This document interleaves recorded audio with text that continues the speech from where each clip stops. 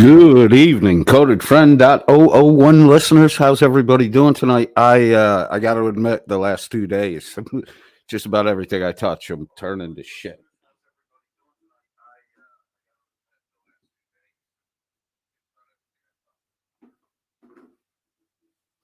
So I scheduled early and all that, and then Mechanics was kind enough to tell me that I fucked up and scheduled for 10 a.m. tomorrow instead of 10 p.m. today.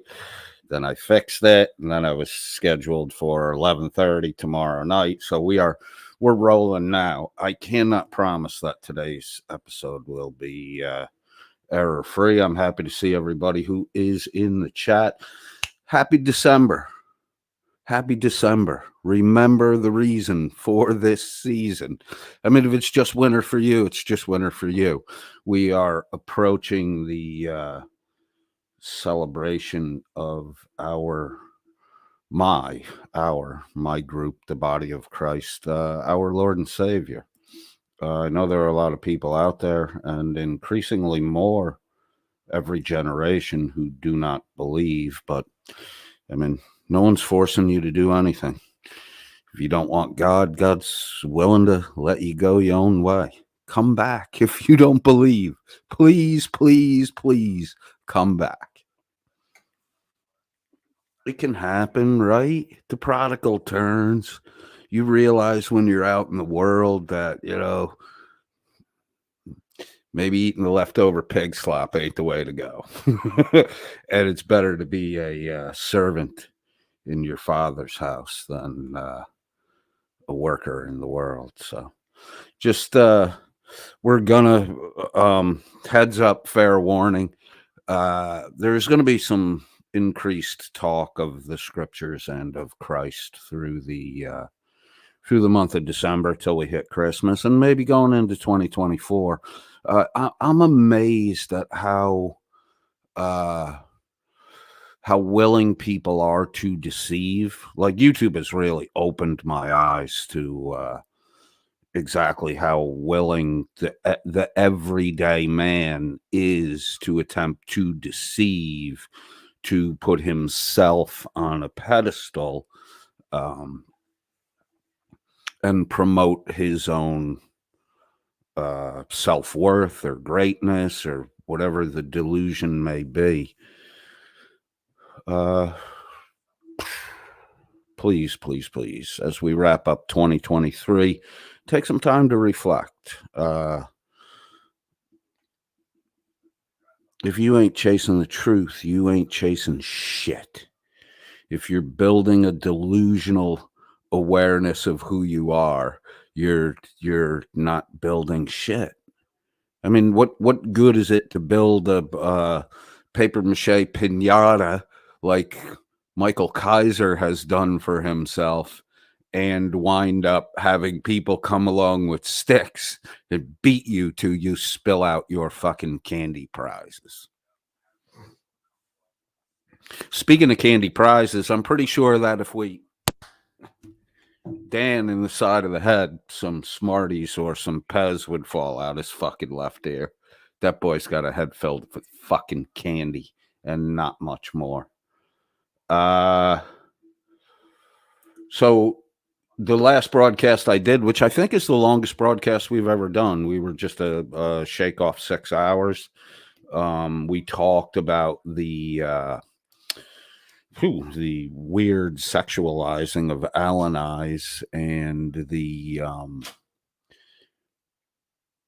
attempt to paint a picture of Alan eyes with a younger lad. Oh my God.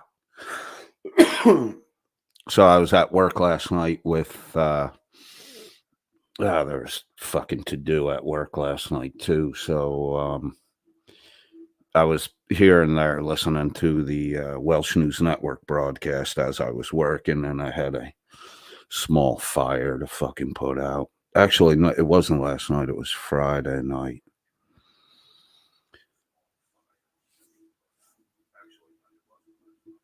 But it's, in the end, the event kind of squared some shit down. That's been a minor issue for a while. And I made a couple new friends. So I'm happy for that. If you if you just tell the truth, if you just tell the truth and you work toward reconciling what was untrue in your past, you will be way better off in the near future, the intermediate future, and the long term future. Once you have the truth, hold on to the truth. Don't give up the truth. Not even for money. It's not worth it. McAddix is with us today. He said 10 a.m., but I want to make fun of Dan now. Okay. My bad, bro. My bad. And I said my bad. And then I rescheduled. I fucked that up. McAddix gave me a heads up on that I still had it set for the 4th. I gave a little grr and got it reset. And we were 10 minutes away. Flo B entered the room. She says, hi, coded friend and McAddix. Jesse VR is with us. Says, hello, everyone. Elbow cough. Uh-oh. You doing the Dracula cough? Are you worried about the flu or the Covovo? I don't know. Are we allowed to say COVID? Can you get in trouble if you say COVID? Is there a problem with saying COVID may come back? I don't know. I don't care anymore. Tired of people telling me what I can and can't say. Alan Killian says, yes. McAddix says, hey to Flo. W124 Mercedes is with us and says hello to Flo B. Writes on is here at McAddix. I think we identified a few Kaiser sock accounts tonight. He couldn't type fast enough. Lord Bacon is him. He's so unoriginal. He copied Lord Baconshire, which writes on misspelled, I think, as Lord Bavenshire, the C and V being right next to each other on the keyboard. And I'm almost willing to bet that writes on has thumbs slightly bigger than mine. So I'm sure you make the same typos I make. AP is with us, says, hey, guys. There you go. Writes on, corrected himself, Baconshire.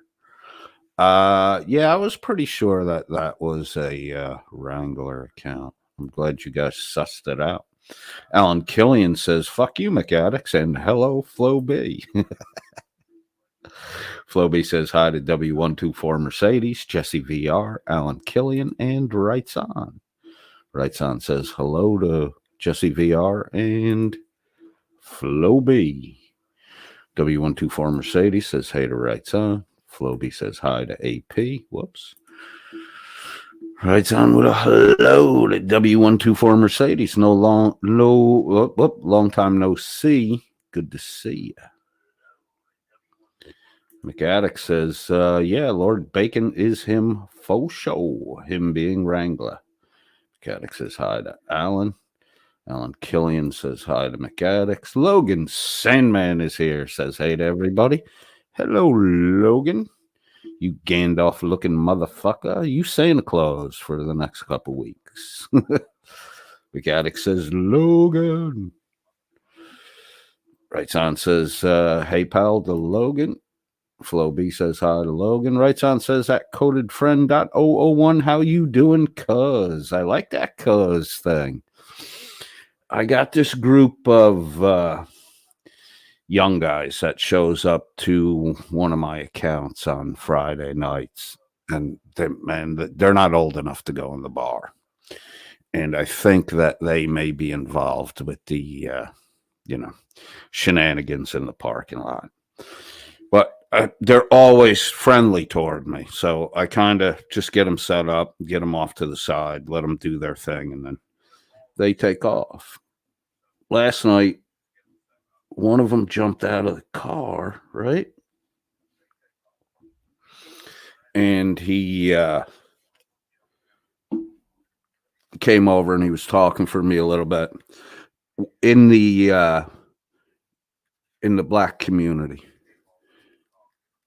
especially the urban. When younger guys call you unk, as in uncle, it's a real term of respect. And, this guy was unk this, unk that. We were talking about Christmas and what we were going to do for the holidays and shit. Really fucking polite kids. really polite kids, for the urban environment and the age they're at. Really polite, really well spoken. Like, I really need to sit down with this guy, young man, a couple weeks from now, and just, kind of have a straight up talk with him.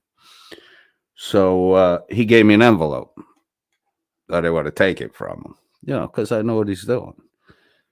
So he wouldn't let me give him back the envelope. In fact, when I pushed it back at him, he held his hand out like he was going to take it. And when I let go of it, it fell to the ground. He turned around. He started walking away. I'm like, yo, man, come on. I don't need that. I'm good. So he wouldn't take it back. So I picked it up. I threw it in my Jeep. About 5 minutes later, another dude comes through who's regular at the club. His younger brother is incarcerated for going to be a little while, because he doing the same thing, which is why I want to sit down with the younger kid and have a little talk with him, because there are a lot of guys I see on a regular basis, and then boom, you don't see them. They're going 6 months, they're going a year, they're going a year and a half. They get locked up. So other dude came by. I took the envelope, never opened it. I gave it to dude. I'm like, hey man, put this on your brother's commissary for Christmas and tell him I was thinking about him. At the end of the night, he comes back. He's giving me back the fucking envelope. I'm like, what? I'm like, no, give it to your brother. It's Christmas. He's like, dude, do you know how much is in this fucking envelope? I'm like, no, I don't. Someone gave it to me. I didn't count it. I don't really want it. He's like, no, you want this fucking envelope. I'm like, nah, I don't want it. So I'm like, look, don't even count it. Take half of it and then leave the other half in the envelope, because, your brother's not the only one I fucking know. So I'll break the half into two parts, and I'll, do the same thing for somebody else. So I was breaking that today. These 4 18 to 21-year-old kids, actually they're younger, probably between 17 and 20. Give me a fucking grand.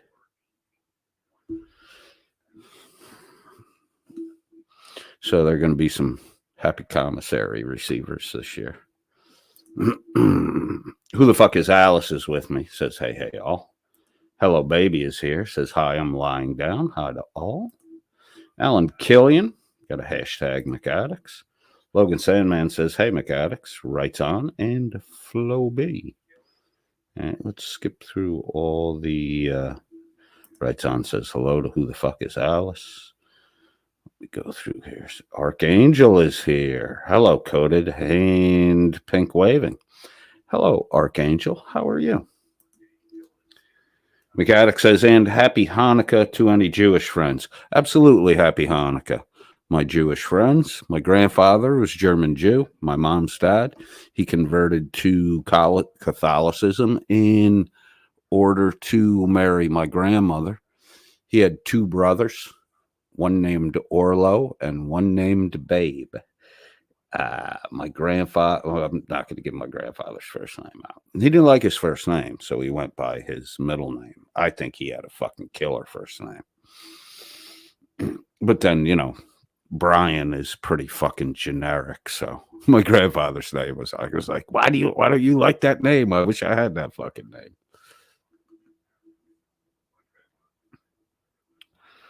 So, yeah, happy Hanukkah. And, you guys, as much as anybody else, I hope you realize Christ in your lifetime. Man, that shit that's going on in, Israel, the Gaza Strip, the conflict with Hamas, that shit's fucking heating up. It's getting worse. It ain't getting better.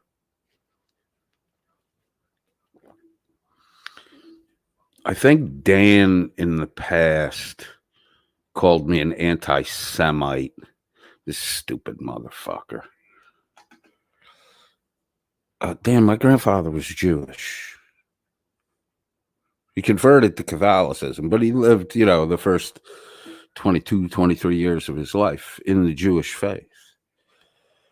My great-grandfather said of my grandfather and his 2 brothers that they made better Christians than they did Jews. So, You could have get my grandfather to go to synagogue, but he was at church every Sunday with my grandmother, and he knew the New Testament faith very well. My grandfather was actually my mom is just like my grandfather, but my grandfather was the kindest, most level-headed, understanding and forgiving person I ever met in my life. I never saw my grandfather argue with anybody about anything. But I think in the past, once Dan called me an anti-Semite because I pointed out the fact that Israel exists. You know, as Americans, we have this sweet spot in our heart for Israel.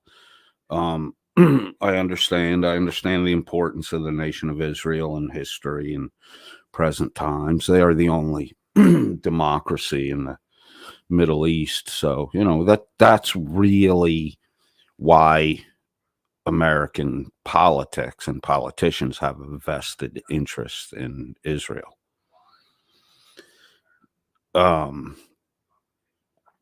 Israel is without God, you know, according to the faith I observe. And I'm not saying this in a harsh way or a demeaning way. It's just a simple statement of fact. If you deny the Son, you deny the Father. If you deny the Father, you deny the Son. The problem with Israel is the Jewish faith denies Christ as who he is. And until Israel comes to grips with the reality of it, which won't happen until the end of time or the end times, they will struggle in the world. In the Old Testament, I don't know why Dan would, you know, say that was anti-Semitic, because it is the lesson taught through the entirety of the Old Testament. When the nation of Israel did not want to follow God, God dispersed them into the world. And every time they were dispersed, they wanted to get back to God. So the current dispersion in modern times is the longest dispersion Israel has experienced, and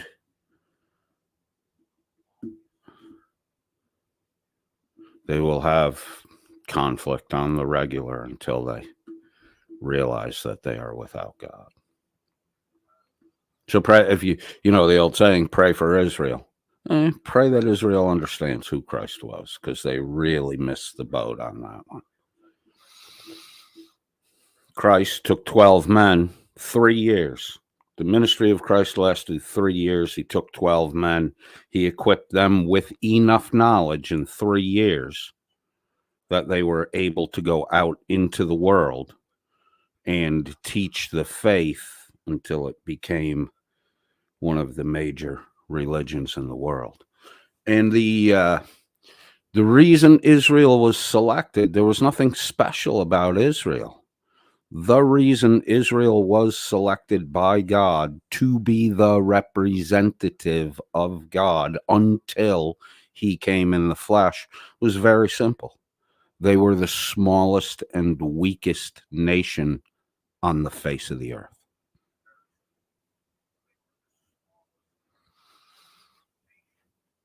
So all this pillow puffing, this chest pumping, this how great I am nonsense. If you that kind of attitude and talk will separate you from God.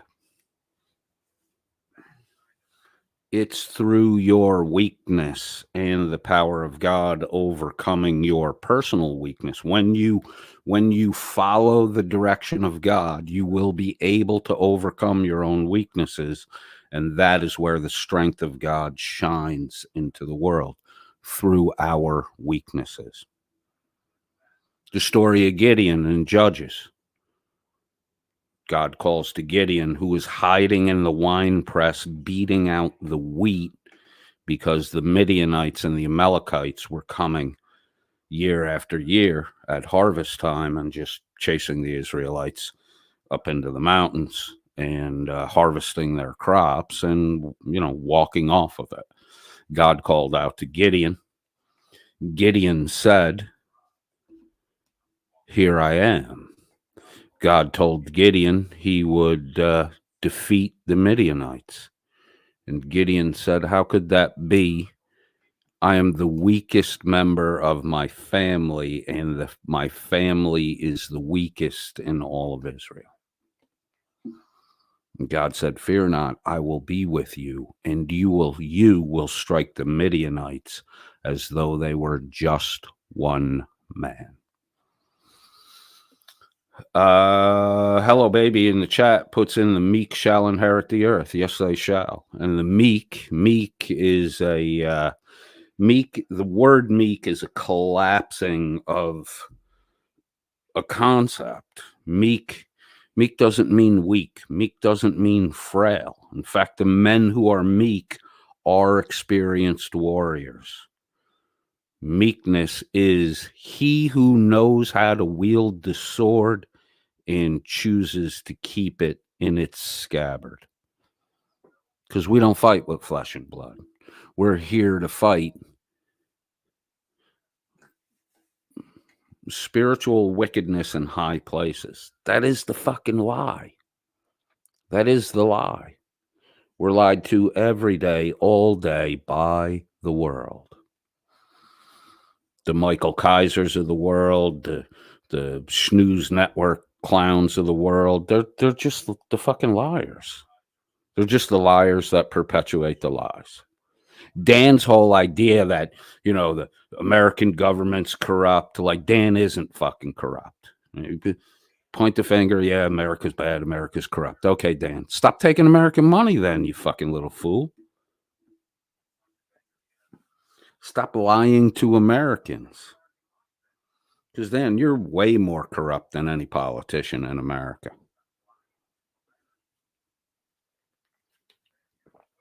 Dan gave a little speech the other day about Citizens United and watching the money that politicians receive. Okay, Dan, why don't we apply that to you? Why don't we watch the fucking money that you receive? Why don't we do that, Danny boy? Why don't we watch the fucking money that you receive so we can identify the fucking fools? Then we can identify the fools. Then we can identify your partners who practice your deceptions that you teach them. I was warmly and politely greeted by Gia today in Dummy Kruger's side chat during his live.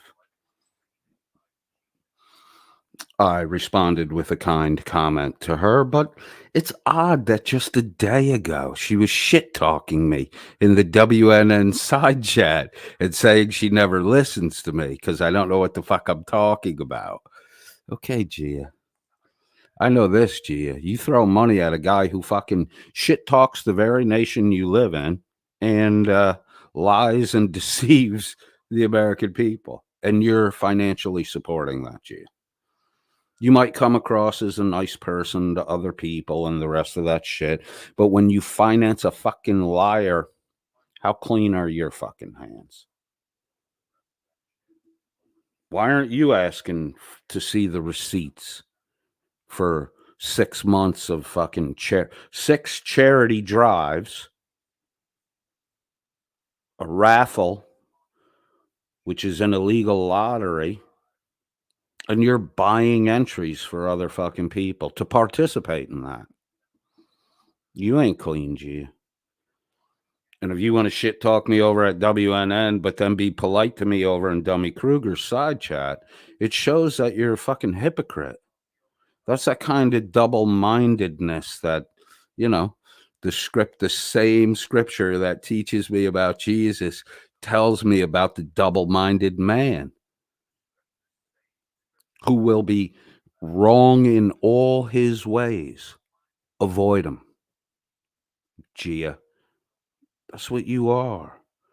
You want to play anti-coded when you're over with the WNN crowd. You want to play, hey, how you doing, coded? Nice to see you, when you're over in Dummy Kruger's side chat. And don't think that we over here at codedfriend.001 have not missed the exodus of the fucking rats from the sinking WNN ship as they run over to fucking Stoned Vet to pal around over there.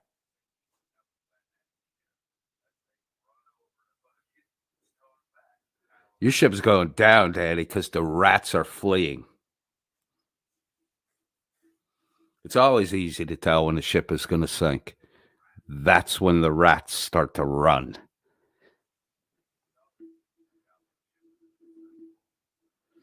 Jesse VR in the chat says Gia is a bit passive aggressive too, Carte Blanche. I would agree with that 100%. She is very passive aggressive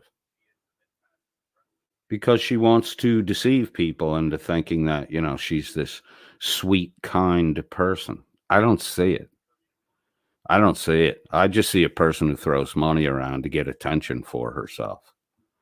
And if that's what you want to do with your money, that's fine. But don't be fucking deceptive. And don't try to pull the fucking wool over my eyes, because I can see.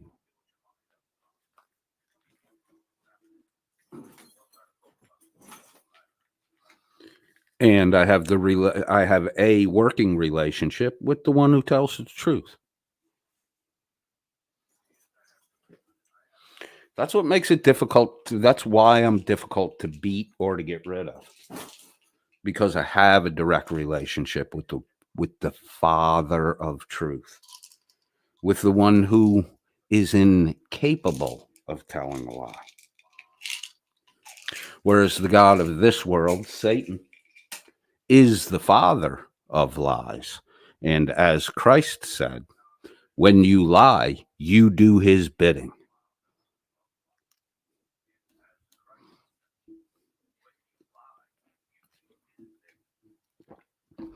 So as we roll through December and we approach the grand opening of the presents, let's take a little time out to acknowledge the greatest gift we were given when Christ, according to Philippians 2:22, emptied himself of all divinity, and took on human flesh. Would you give up all the power you had to become a maggot to teach maggots about God? Because the difference between me, you, and a maggot is an insignificant difference than the difference between me, you, and God.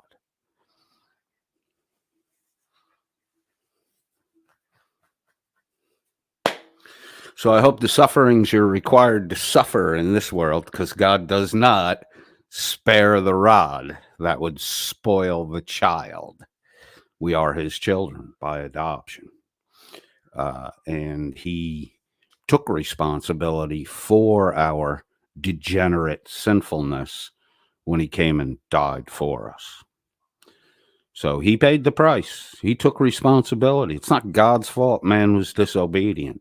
It's not God's fault man is disobedient. It's man's fault. But God took responsibility for it, and God solved the problem. All you have to do is the same thing I have to do, and that's believe. If you haven't read the Bible, maybe you should read a little bit this year. There's some good stuff in there.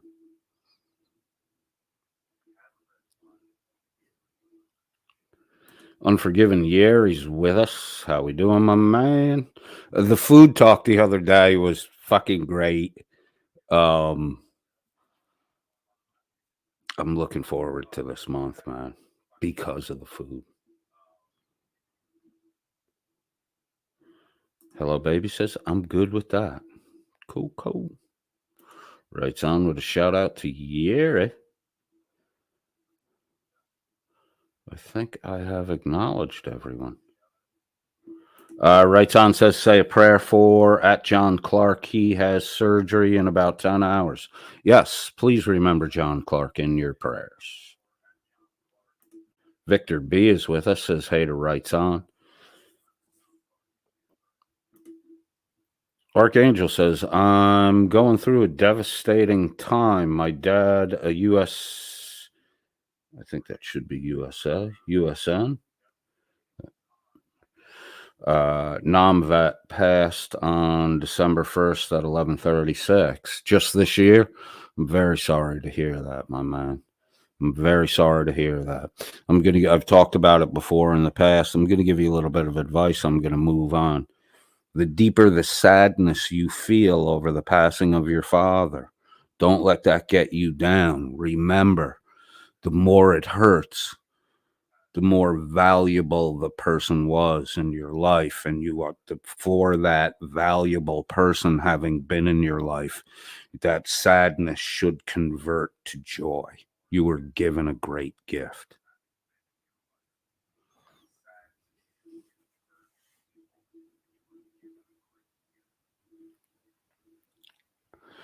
And remember, Archangel, I know it's difficult, but the loss you feel, others feel that loss too. And someone may even feel a greater loss than you do. In honor of your father, be the man you need to be supportive of the people who are around you, because I'm pretty sure that's what your father would have wanted. So don't let that get you down. Don't let that get you down.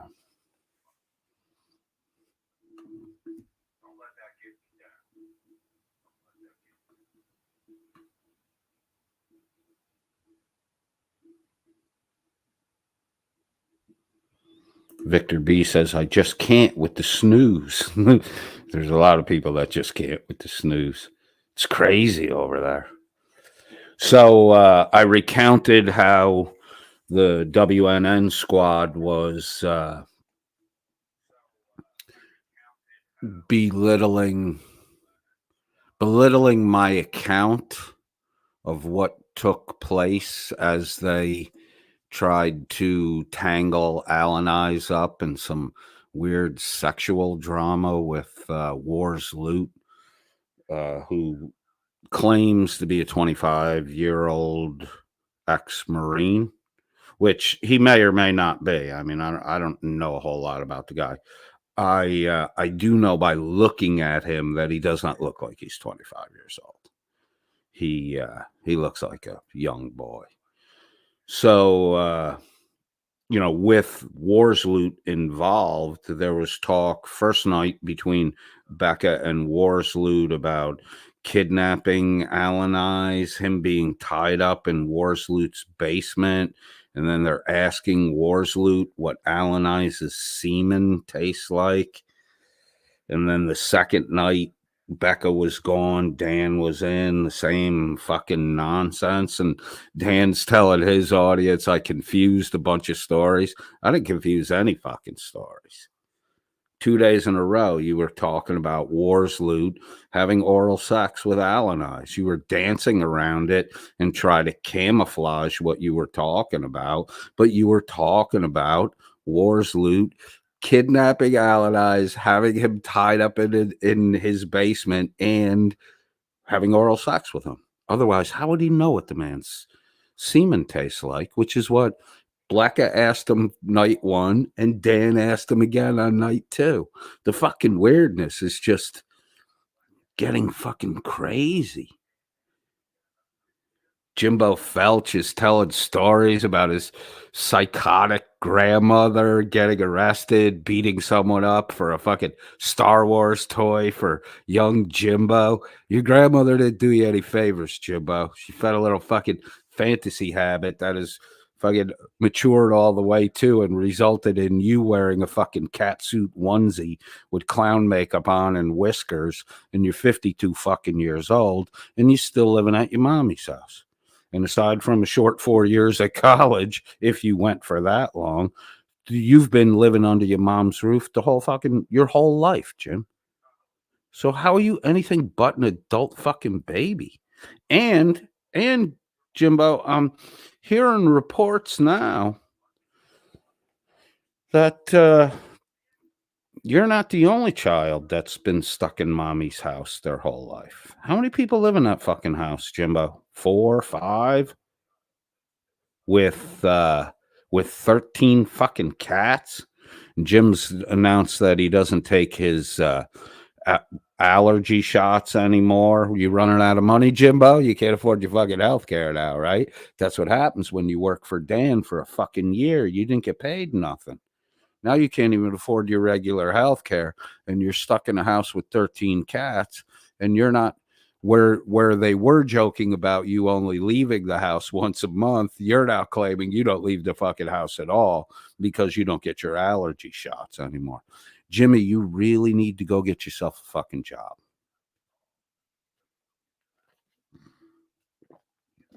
You really need to go get yourself a job, Jimbo.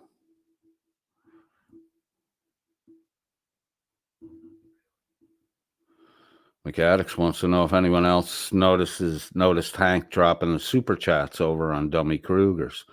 Gia probably gave him the money. Hank don't got a pot to piss in.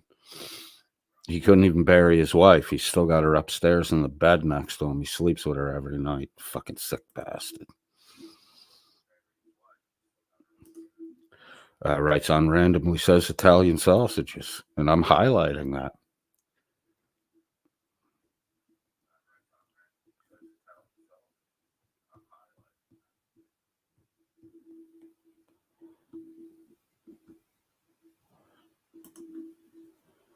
Carte Blanche is here, says, hey there, at codedfriend.001. No more hand pink wavings, Carte Blanche? You're the one that started that. It's kind of died off a little bit. Everybody's done laughing at me for saying hand pink waving. Hand pink waving.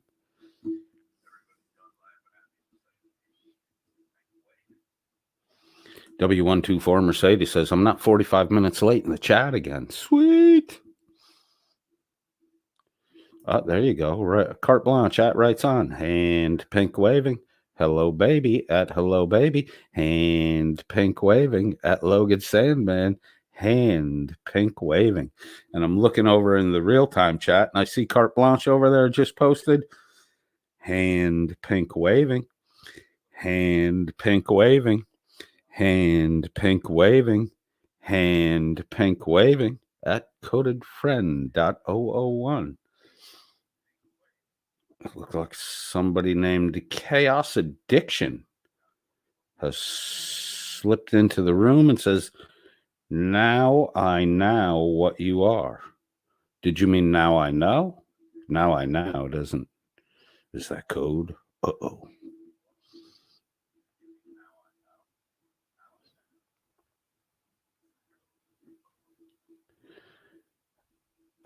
Mechanics, how much snow you guys got on the ground up there? We actually warmed up the last 2 days.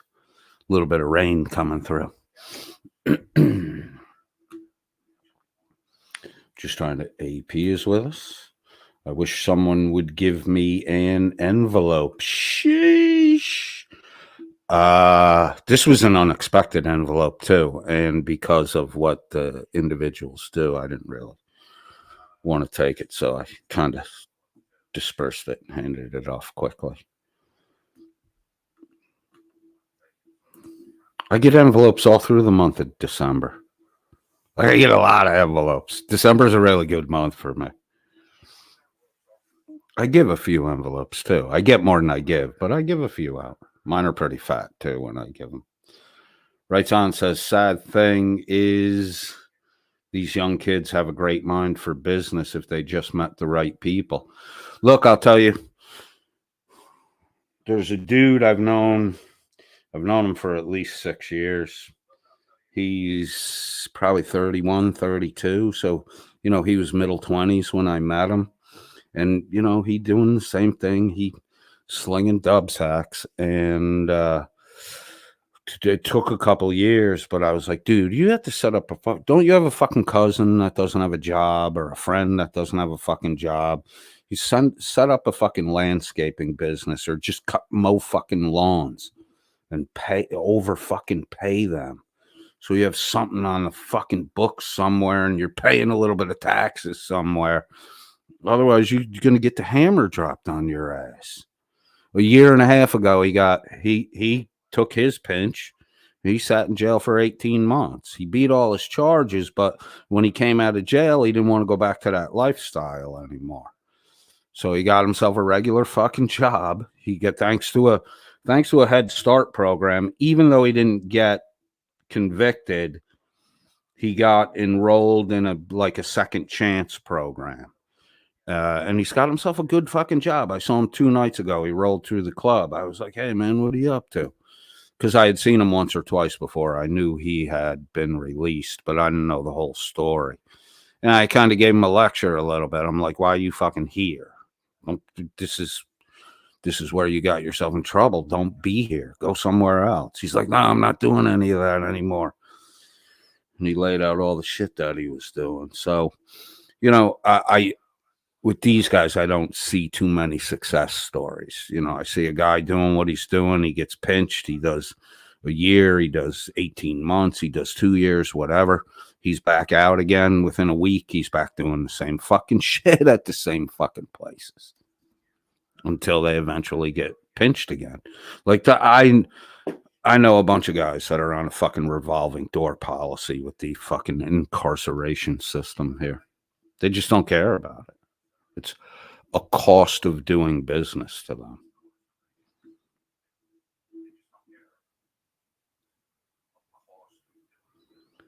I keep forgetting this too. The Australians are, while we're entering into winter in the Northern Hemisphere, the Aussies are transferring out into the summer months.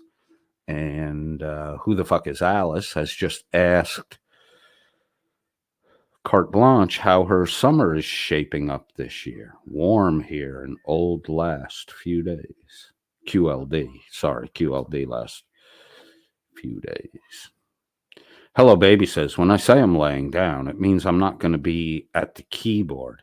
Then Coded said God, and I sat up. Dang it.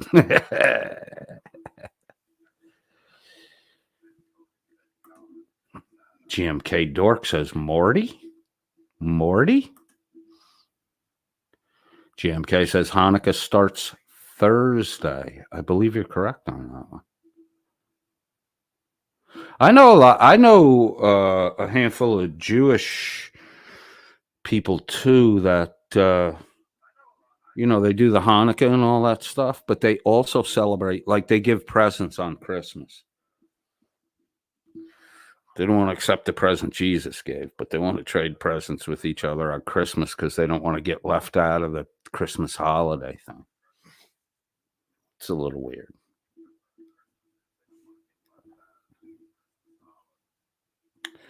Carte Blanche says it's here. All you cold weather people, mechanics, listen up. Carte Blanche says it's steaming here at Who the Fuck is Alice. I'm cooling off in the aircon, sipping cold water with ice. QLD coming up for cyclone season as well. When does your cyclone season set off? In the Philippines, it runs pretty much the same as hurricane season here in the States, like June to November. But the bulk of the heavy stuff is mid-July till probably about the end of September. I hope it rains. I hope you get a lot of rain. Not too much rain, but enough. Who the Fuck is Alice says, yes, that time of year. Storms, cyclones, and heat waves. Straya at Carte Blanche.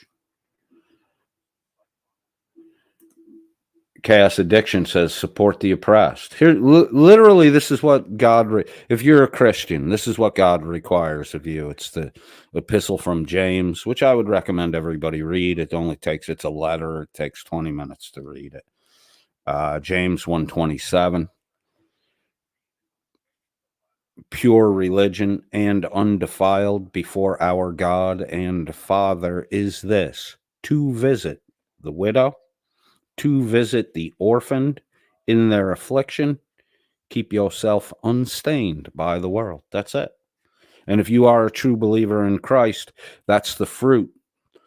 See, you don't do works to get saved, but your salvation will promote works in you. That's why, it's the best piece of advice in the scripture is you will know them by their fruit. You're supposed to, we do judge other people. Sorry for all the people who don't think only God can judge me. You have no right to judge me. You should go read Corinthians.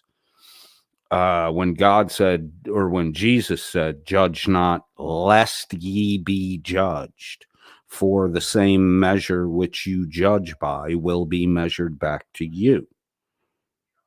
It's not a prohibition. It's a warning to be heeded.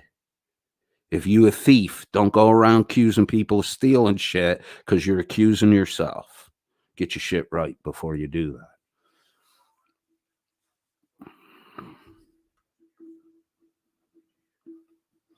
Smitty's Sanitarium says, hashtag we don't care.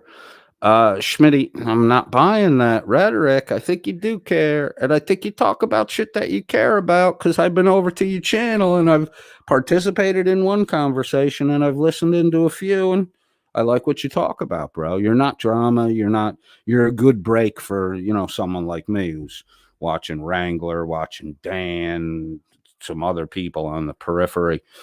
I like your channel. I enjoy being over there. There's not a big crowd there. So if anybody here is looking for anything in the alternative to listen to, head over to Schmitty's Sanitarium, especially if you are a music fan, because he does have some independent players roll through. That Clay can play a fucking guitar, bro. Smitty. He's good. And the music is what keeps drawing me back to check you out when you're live. So keep that feature rolling, bro. Chaos Addiction says, God told me I'm the chosen one. See, dude, that's the kind of shit. Like, you don't want to be doing that stuff. You're not the chosen one. God didn't tell you that. If you heard a voice in your head say that, you might want to go get some medication and some fucking couch time, bro. It's not a good idea to be saying God said things that God didn't say. McAddick says, Straya needs to share the warmth. No. We need you need a little bit of that cold, McAddick. Well, up there you got, okay. Maybe you do need a little bit of fucking warmth. Canada, like living in somebody's fucking walk-in freezer. GMK Dork says Jews against Israeli apartheid. Hey, look, man, I'm against all apartheid. This is one of the great things about Christianity is the New Testament scripture clearly states this. There is no Jew. There is no Greek. There is no barbarian. There is no Scythian. There is no male. There is no female in the body of Christ. All of those differential distinctions are gone when you're a member of the body of Christ. The only thing we as members of the body of Christ truly are discriminatory against are the works of evil. And lying is a work of evil. Dan, wake the fuck up.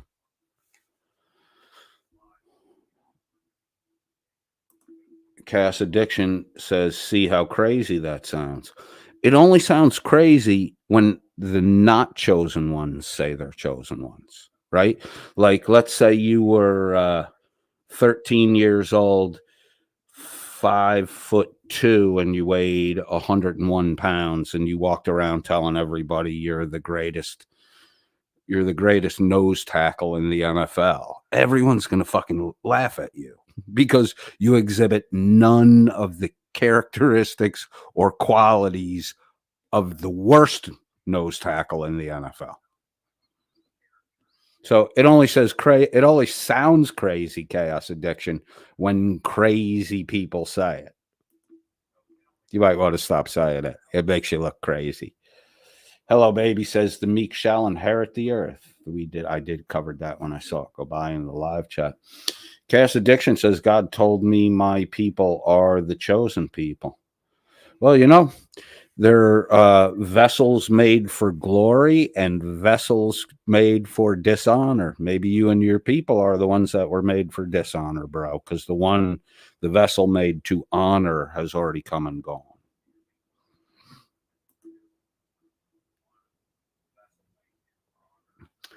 Archangel says one must humble themselves and kneel before God. Well, if you don't do it voluntarily on the second resurrection, you will be broken and put on your knees right before you get set off to spend the rest of eternity with the fucking father of lies in a pit. It's not a place you want to be. McAddick says, blessed are the cheesemakers. Okay. Carte Blanche says, we should have a bet on who gets the first cyclone. QLD. QLD is Queensland or NW. NW is what? New South Wales? They don't put the S in there, just NW. Maybe I'm wrong about that. Western Australia, the buildup is already happening, and the green frogs are out announcing. Oh, yeah, right before the fucking rain comes. I know that frog call. Chaos Addiction, a little laughing out loud. Who the fuck is Alice? Says plenty to share at McAddick's. McAddick's got a lot of cold. He'll trade you as many bottles of cold air as you have bottles of warm air. Linda Borham's here, says hey to Coded. Linda Borham says hey to everybody. Carte Blanche says hand pink waving at Linda Borham. Good to see you. Archangel says I stand for the flag, kneel before the cross. Okay. It's a good habit. Why don't you get out in the world and do the acts? Do the acts. Do the works that are evidence of your faith. That don't have much to do with the standing and kneeling. But give respect where respect is due. McAddick says hi to Linda. Linda says hey to Cart. Chaos Addiction says the meek are the oppressed, i.e. the Palestinians. No, that is not what meek means. The meek are not oppressed. The weak are oppressed. See, a lot of people get meek and weak confused. The weak are oppressed. The powerful oppress the weak. Meek is someone who, I'll pull the example I know. Meek is someone like Josh at Stoned Vet. Josh was a trained fucking killer, right? He could go out and I have no doubt that if Josh wanted to, he could eliminate the Kaiser problem in less than a fucking week. I have no doubt. But what has Josh done? He's keep the sword in the sheath. That's not the way he walks anymore. That if you want a good example of what meek is, take a look at Josh at Stoned Vet. Master Sergeant retired exhibits. I don't know. I don't know Josh well. What I know of Josh and what I've seen of Josh is, to me, a good example of what an individual who represents meekness. It's not weak at all. It's having an actual strength and skill set that's dangerous to other people, and you choose not to use those skills. What did Christ say? Live by the sword, die by the sword. If the meek don't want to die by the sword, it's best to keep the sword in its scabbard. That's what meek is. Don't confuse meekness with weakness.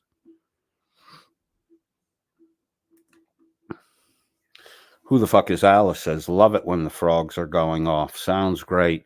I'm a huge fan of it too. I don't know why. I find it very soothing going to sleep at night and just hearing the croaking, because over time they tend to synchronize and it's almost becomes just one repetitive loud croak. If you watch a field full of fireflies, you will notice that over time they begin to synchronize their flashing. which helps the community. The flash is to attract the female. So if the females are a longer distance away, if the whole of the firefly community in the present locale flashes simultaneously, you get a brighter light that becomes an attractor over a longer distance. It's cool how it works. Same with the frog croaking. The frogs croak to call out the females. So if they all croak at the same time, it becomes one loud voice instead of a cacophony of croaking.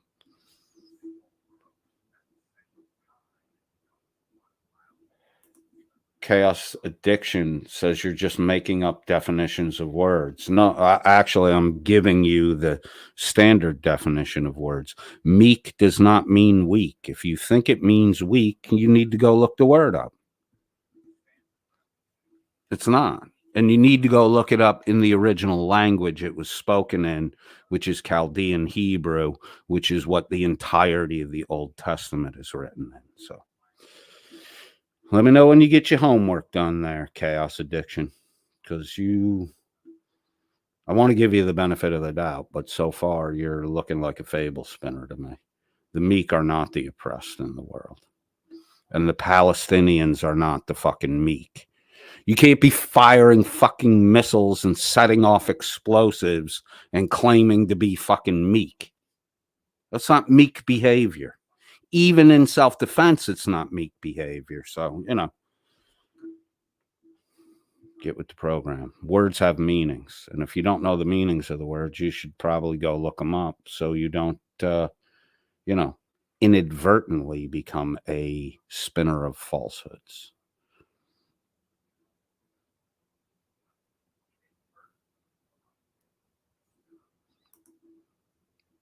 Archangel says, who really tries to create a community inside another community, though? Come on. Australia, the Aboriginals, America, the Native Americans, Canada, the first, what do they call them? The first citizens in Canada. They're Archangel, it's all over the fucking world. There are communities inside communities. Nations inside nations. There are what, a million Uyghurs right now in China in fucking what amounts to North Korean style death camps because they happen to be Muslim.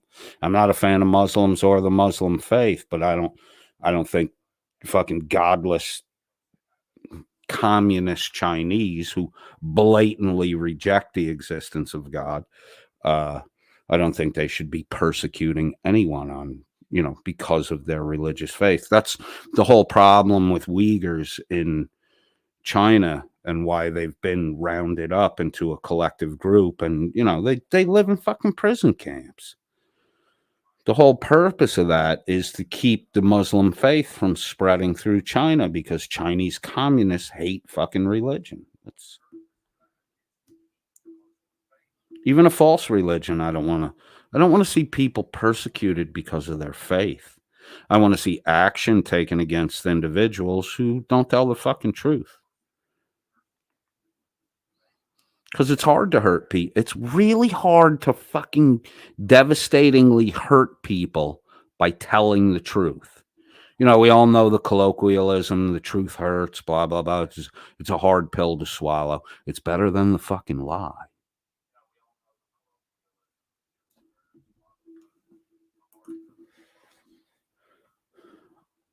McAddick says, Dan gave another gay speech. Yeah, it's at the end of, hold on, I'll look it up while we're talking about it. It's at the very end. Actually, I'll play it because it's idiotic.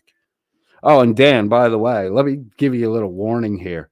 It's not a good idea to try to influence American voters on how to vote because I do think you're just like your little fucking raffle lottery, you're breaking the fucking law again. No one gives a fuck what you have to say about us, Dan. You fuck sheep and lie about who you are. Your dick smells like lanolin, son. Wash yourself. Creepy motherfucker. Buy a fucking razor. Let me see if I can find this little fucking Dan speech.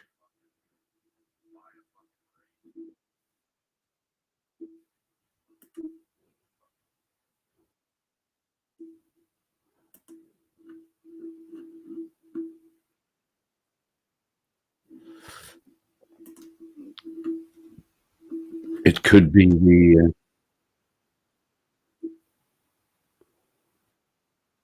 I think it's here. Hang on.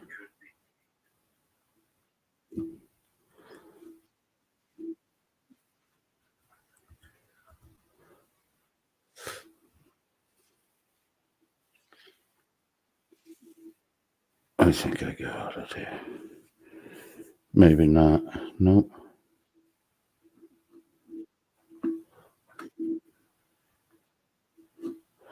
Two days ago, it was a covert mission led by trained experts, the Welsh News Network. 873 views. Ooh, geez, Danny. You wasting a lot of money buying the buying all those fucking views? It's a Keith Olbermann. All right, so let me get this shared. Danny plays a Keith Olbermann fucking blah blah speech about Citizens United, and then Dan adds to it a little bit of his own bullshit. This is where the Dan does the follow the money thing. Let's follow your money, Dan. Let's follow your money back to where it comes from. Let's start treading on your fucking resource suppliers and fucking up your ability to financially support yourself. Why isn't this thing working?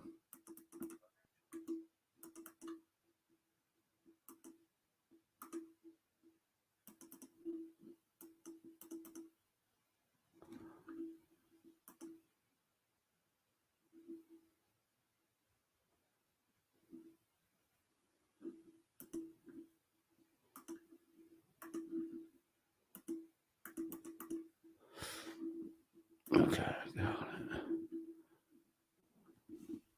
it. Okay, so this is the wine and chili laws with are going to WNN laughing at stupid.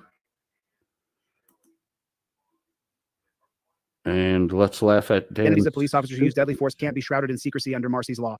Officers who use deadly force. Only ones So that hate them so much, and they're Bear with me. Bear with me. I'm trying. Now, we saw that one to yesterday. get it.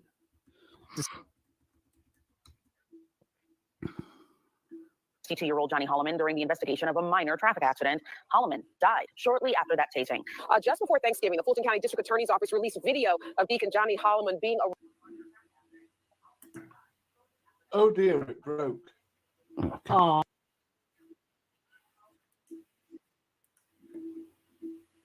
Dan's such a little fucking douchebag. All right, that's the one we want. We got a little Keith Olbermann going on. I think this is actually from like the Olbermann or the Olbermann piece is from like 2013. It's during the Obama. Dan, I don't know. I mean, I don't really want to call Dan a racist, but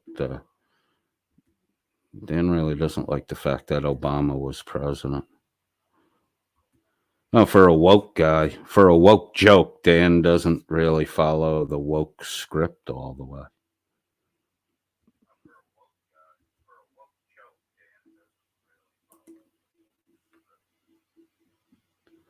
Dan's a fucking woke lefty.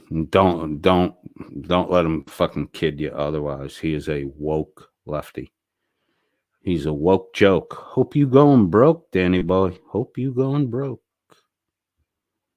Little woke joke.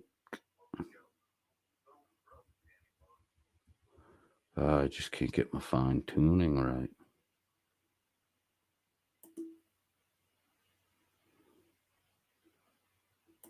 All right, let's listen to the end of Mr. Bloberman's speech here. Hit the play. Who's going to stop them? Good night and good luck. So this is the Welsh News Network. Now, there's a reason I showed you that from 13 years ago. Shut up for a fucking minute, Dan, while I get this shit. This is the Welsh News Network on. It's a meow kind of day watching Frauditor 1A auditors and Sov sits. This was 3 days ago, November 30th. 902 views total to date. Hey, Danny, you got to buy some more. You got to buy some more views, Danny boy. Stop buying subs, Dan. You got to buy views now. You got too many subs and not enough views. You got to stop buying subs and start buying views. America's coming up on elections. Uh-huh. And Coming up on, they're a fucking year away, you dumb fuck. Tell your pillbilly fucking Virginia digital spank partner to fucking do better homework. no matter who you vote for, I'd ask you to do one thing. Just one little thing. Okay. Don't just listen to what they say.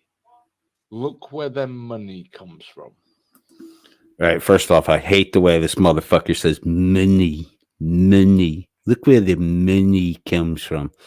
Dan, why don't you take a look over to Buckingham Palace and see that fucking little fruitcake twink with the fucking chimpanzee ears that they look so fucking unmasculine. They have to put a gold hat on his head and a big fucking fur coat on him to make him look bigger than he is. Danny, take care of your own fucking shit. Don't worry about America. You want to be little fuck? Why don't you turn your gaze over at that fucking king that you're required to fucking bow to? That's corruption. That's worse than monetary corruption. When you have a political structure that's designed to make the common man feel as though he's inferior to the ruling men. Why don't you work on fixing that fucking problem, Dan? Oh, that's right. You can't say shit about your own fucking government because you might jeopardize your fucking dole check and your government provided housing. Where's your money come from, Dan? The government.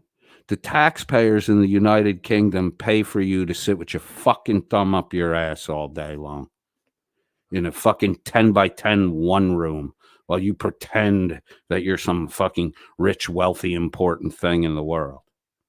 Aren't you supposed to be in Vegas right now, Dan? Serving fucking paper on chili? Isn't that what you fucking tell? Oh, that's right. You never make your day. You never do any of the shit you say you're going to do.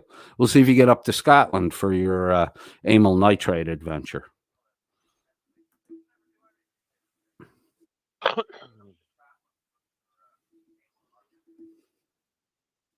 Plenty of politicians will say all the right things to get your votes come election time.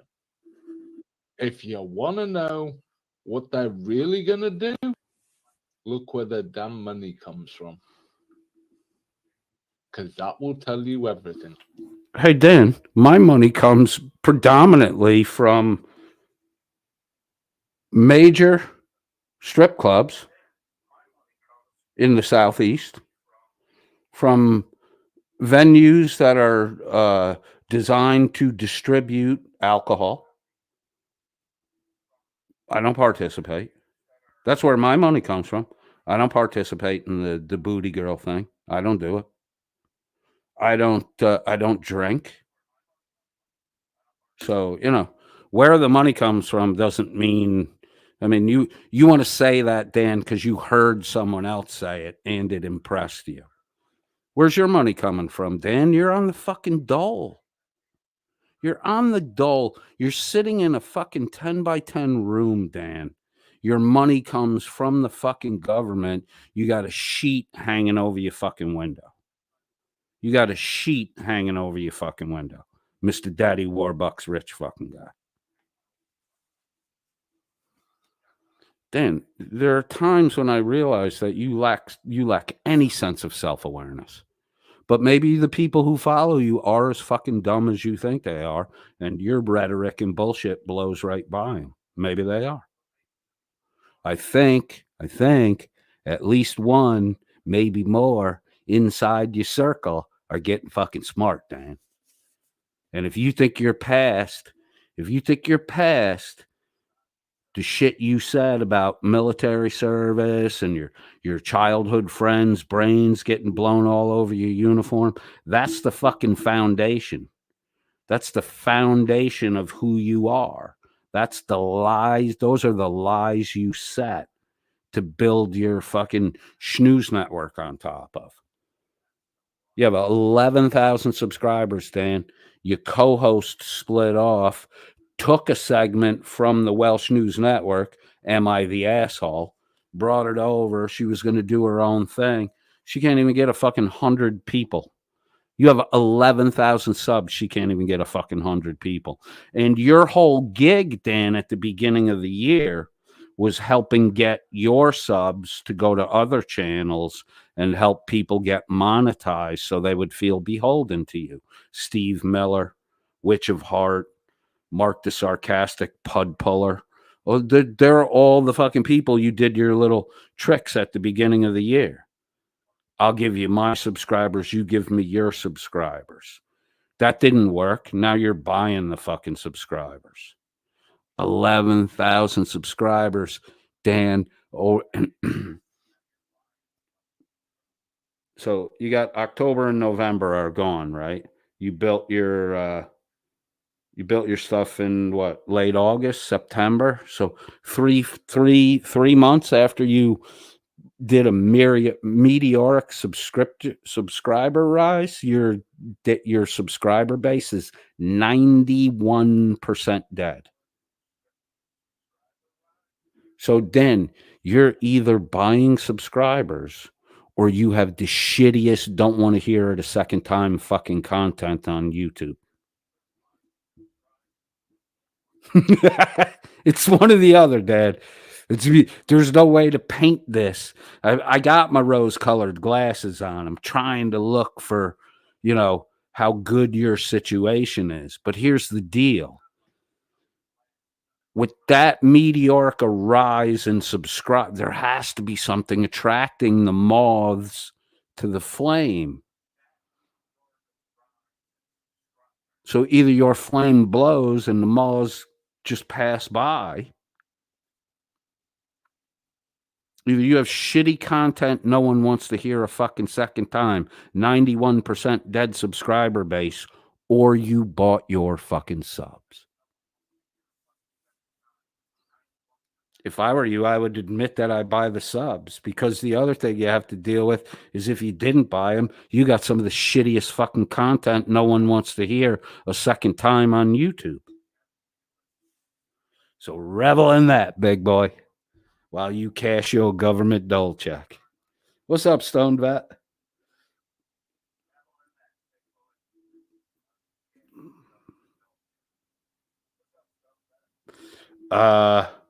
Stone Vet in the real-time chat says at Mirrors 420. That said, I wish my in real life folks would be more into the Fraudit Wrangler saga so I could have them live for an initial reaction, but they hate YouTube as much as him. Okay.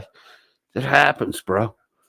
It would be cool to bring new listeners in, and especially people who, are of the same military background as you when exposing dumb fucks like Fraudit Wrangler. Who, by the way, it reminds me, I was in a group chat with Shiz earlier tonight. I don't get to talk to Shiz as much as I used to, or any of the people, and I apologize, the Discord peeps that I used to be in regular conversation with.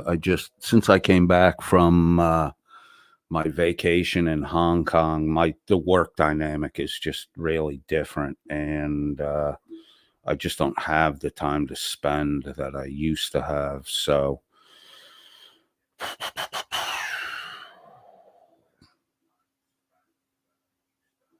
So I don't, I don't get to talk to people as much as I used to. And there are quite a few people I miss. I asked Scotto for a Michael Kaiser Elf on a Shelf meme. Let me pop that up here. Because, dude, it took like 5 minutes. And he gave me this beautiful, came in through the back room window, Elf on a Shelf, Michael Kaiser thing. And I think he where did I put that little graphic image there? Now I can't find it. Great.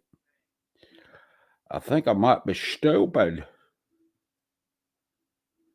I can't find it right now. I'll get it up before the broadcast ends.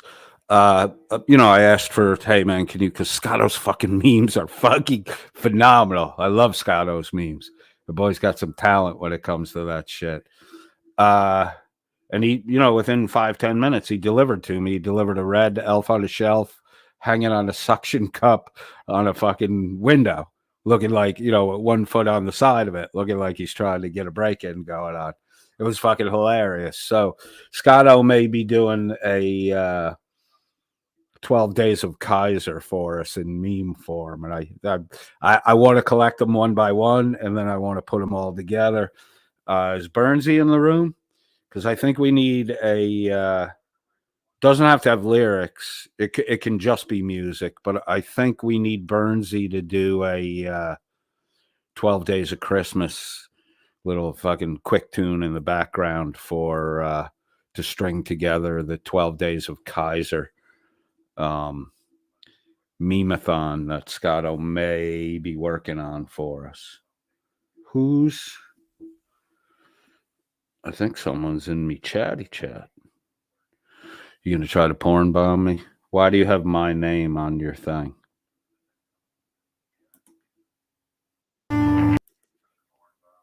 Cray. Bye. All right, let me get this Snooze Network thing rolling again.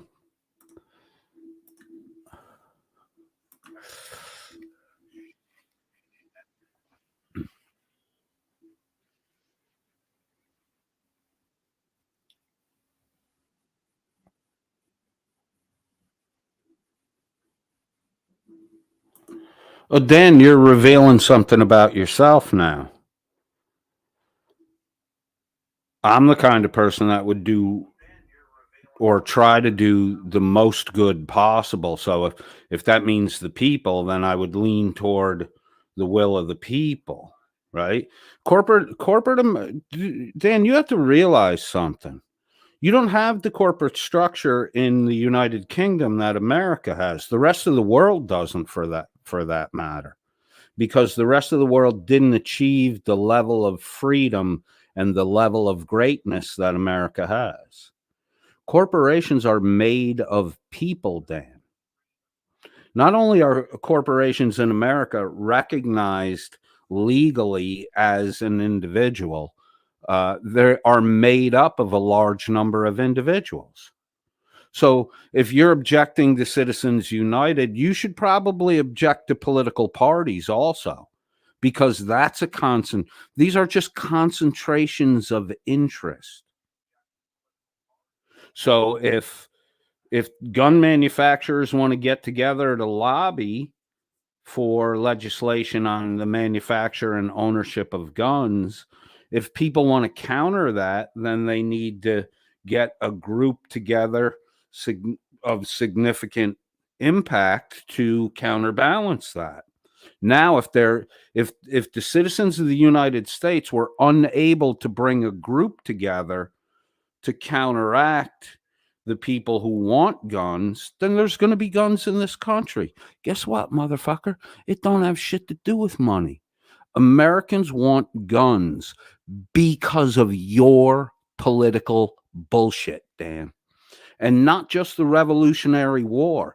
It's because since the death of Christ until 1945, the main sport in Europe, that's 1,945 years, Dan, the main sport in Europe was killing Europeans. That's why we want fucking guns here. That's why we wanted an armed citizenry from the fucking start, Dan, because we experienced English tyranny. And we came here to escape English tyranny, where a small amount of wealthy men dictated what could and couldn't be done. Here's a main reason for the Revolutionary War, Dan. You could mine iron ore in the United States under British rule, but God forbid you make a fucking shovel or a nail. All that raw material had to go to England, get processed, and then the metal materials would come back as tools. And then the American colonists got raped on purchasing nails and shovels. And then on top of it, you greedy motherfuckers added crazy tax to it. And that's when we started singing No Mo Fucking King. So, you know, Dan, your fucking paint by numbers, fucking watercolor version of history shits. It shits. You a dumb motherfucker who don't know shit, Dan. What you know is barely a scratch on the fucking surface of things. Don't tell Americans how to vote while you still got to curtsy to a fucking queen.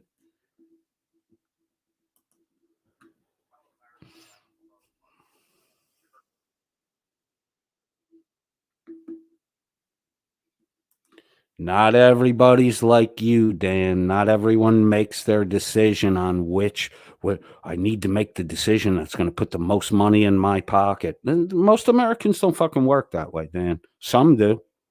An alarmingly larger number every generation does.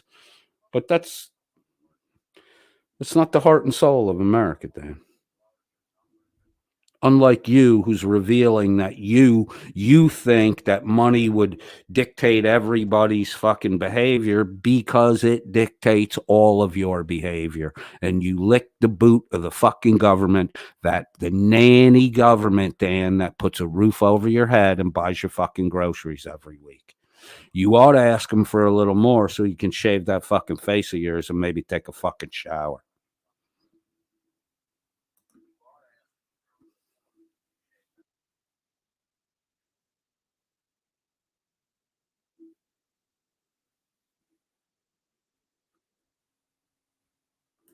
Again, Dan, gotta ask the question, where the fuck is your money coming from?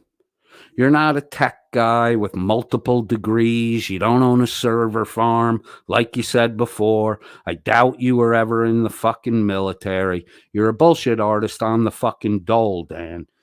Writes on, makes a great fucking comment in the side chat. Mumbles, Dildan here, reads history from the losing side. Yeah, absolutely.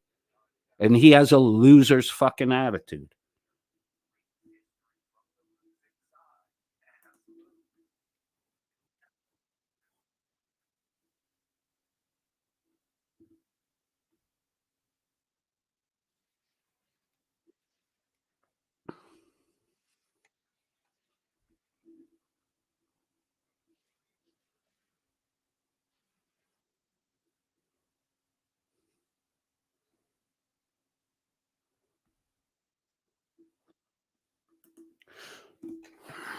Is this like your America's the most corrupt government in the world, says the UN, says report after report after report, says every report. Remember when you said that shit, Dan?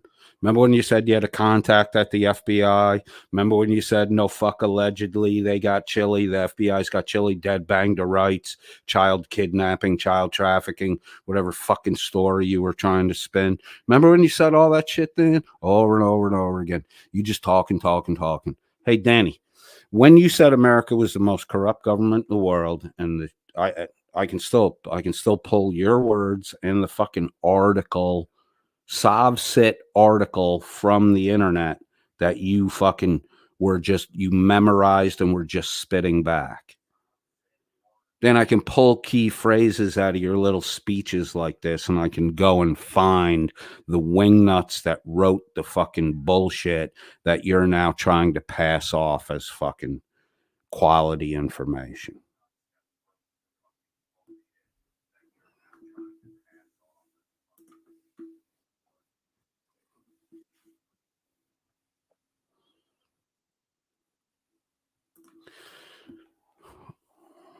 Receipts, Dan? You got a fucking receipt?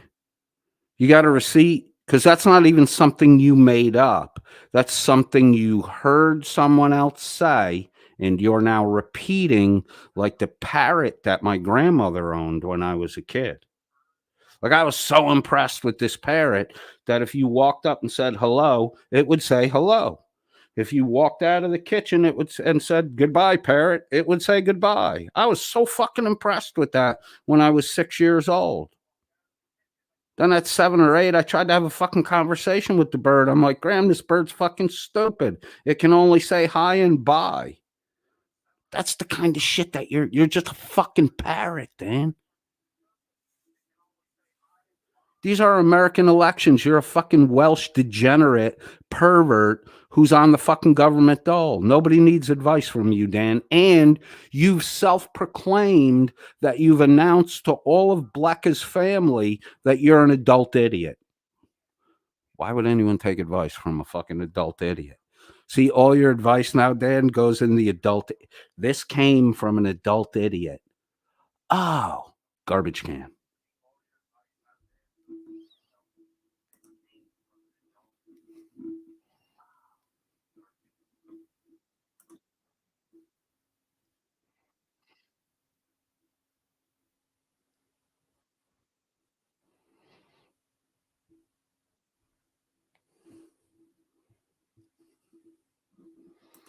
No, dipshit, Dan. Our system is not all about money. Our system is about the expression of personal rights, and money is a medium through which that expression could be received.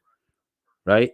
Then I can give. If I want to influence people, I can like done with me the other day. Then that group of guys gave me young guys. They gave me an envelope with money because they want to keep the relationship going that we have. I don't want it. I would rather see him move on and not do that shit anymore. But if I chase them off, they're just going to be 4 dudes with fucking guns in their car and shitty attitude. So, keep the fucking polite guys that are willing to cooperate around. Nature hates a void, dude. Something will fill that fucking hole if I make that hole. Dan, money isn't the end-all, be-all. A train can run on a rail. If you grease the rail, the train will run better on the rail. That's all money is. It's grease on the rail. It helps things move more efficiently. But for you, Dan, money is the end fucking goal. For people who think like me, money's just a means to an end. It's not the end. For you, Dan, it's the end. Because your life ends on a fucking regular basis when your incremental dole check money runs out. Then your life ends. You got to go sit in your fucking one-room thing. Your life must have been hellaciously boring before you got involved in YouTube, because I guarantee the same 6 hours a day you spend talking on YouTube was 6 hours a day where you had nothing to fucking do because your dole check money ran out. Now you're grifting people with a monthly lottery and you're playing poker every Friday. You see how this works, Dan? A year ago this time, you weren't playing poker every Friday. You know why, Dan? Because you didn't have the fucking money for it. 6 months ago this time, you weren't playing poker every Friday and getting stinking fucking drunk. You know why, Dan? Because you didn't have the money for it. And then YouTube came along and you figured out how to get yourself monetized by buying subs. And now you're fucking, now you're running a fucking every day. You're running an everyday fucking grift. And now you're playing poker and getting drunk on Fridays. You know why you don't have money, Dan? because money's not a good thing for you to have. It causes you to do stupid shit. See, you want to use the money you didn't earn that you grifted off mostly American citizens, and you want to go play poker with that to make money off your Welsh friends with the American money. And you don't care if you win or lose because you didn't break a single fucking bead of sweat to get it.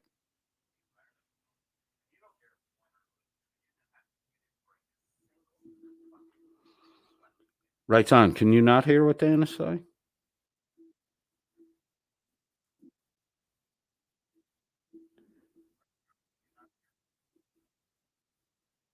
Hang on a sec. Check.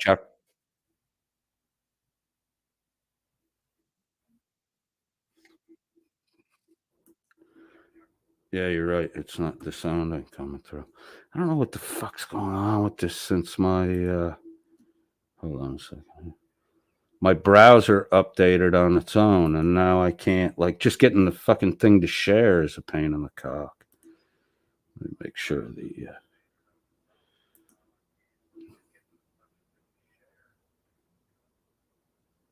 okay, so the tab audio shared.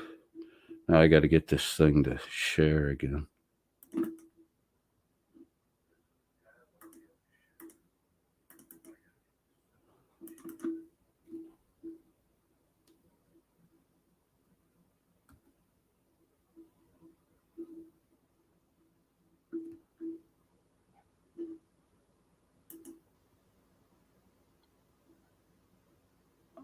So take a close look at whoever you're going to vote for, whichever party, doesn't matter. Volume. There are honest people on both parties. There are Damn it. dishonest people in both parties. But please just have a look. Take a damn good look before you go and put that. Yeah, thanks for giving me a heads up on that. I don't know why the sound's not coming through now. Let me check all my shit. See, I told you, everything I touch today is just going to shit on me.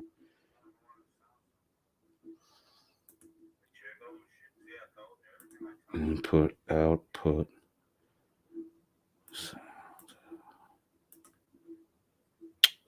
Every time shit updates on its own, I gotta go and fucking fix some wonky little fucking setting somewhere.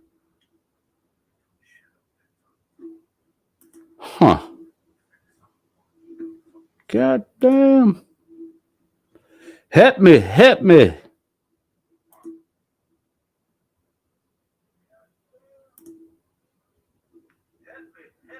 All right, let me try this. I probably had the wrong fucking thing on.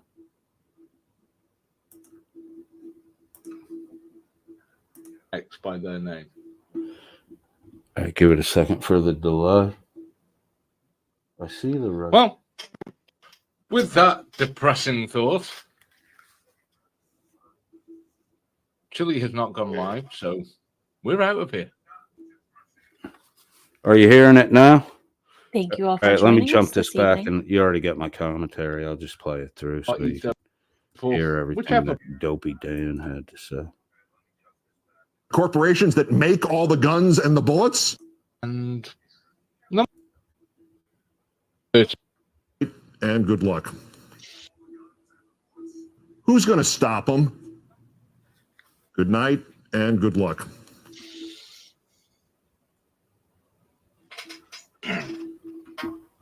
now, there's a reason I showed you that from 13 years ago. America's coming up on elections. Uh-huh. And no matter who you vote for, I'd ask you to do one thing. Just one little thing. It's Don't Walter's just listen fault. to what they say. Sorry, Look where Walter. their money comes from.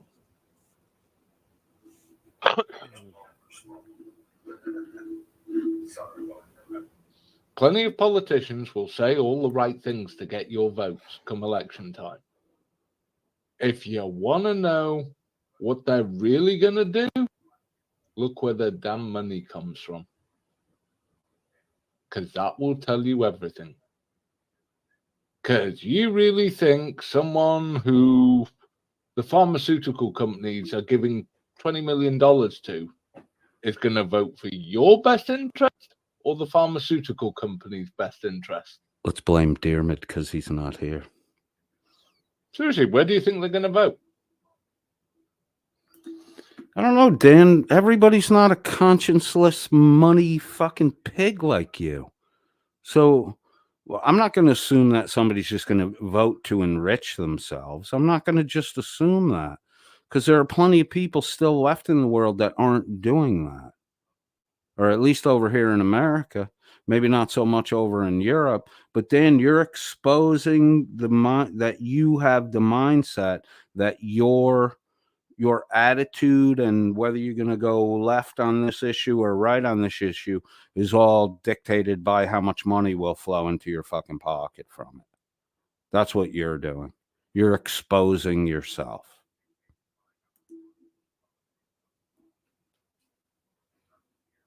The most important thing you can look at is not what they say. Mirror 420. where their Becca money is comes the from. co-host of. 'Cause that will tell you. Becca is the co-host of Welsh News Network. She appears, well, at least when they were monetized through YouTube, she was the money handler. And she is also Dan, who is a government dole recipient in Wales and on a offender registry list, so he's not allowed to leave Wales. She is his digital jerk-off partner. That's all she is. We were damn sight more. Because your average congressman, when he gets elected, from the day he's elected, he needs to earn $10,000 a month in donations every month just to stand a chance. Oh my God. Who the fuck is Alice is in the running to be my favorite Australian? It's going to be hard to beat out carte blanche, but you keep making statements like this. How is it that this tool, Dildan, feels his opinion on American politics matters? It's a great fucking question, Alice. Great fucking question. And then Jesse VR with the perfect fucking response says that who the fuck is Alice? Dan has a 180 IQ, head cocked sideways, teary-eyed laughing. Dan has actually claimed in the past to have an IQ in excess of 180. That would be higher than Albert Einstein. Dan, if your IQ is so fucking high, why are you sitting? Look at the fucking room you're sitting in, Dan. Look at the room you're sitting in. Completely depersonalized. Depersonalized 100%. The only personal item in that room is your fucking childhood choo-choo train on the top shelf of the fucking bookshelf behind you. There's not a picture on the wall, fucking nothing. You live the most stark, inhuman life I think I've ever experienced. Whoever said you're a fucking LARPer pretending to be a human being hit the fucking nail on the head, Danny Boy. To be re-elected.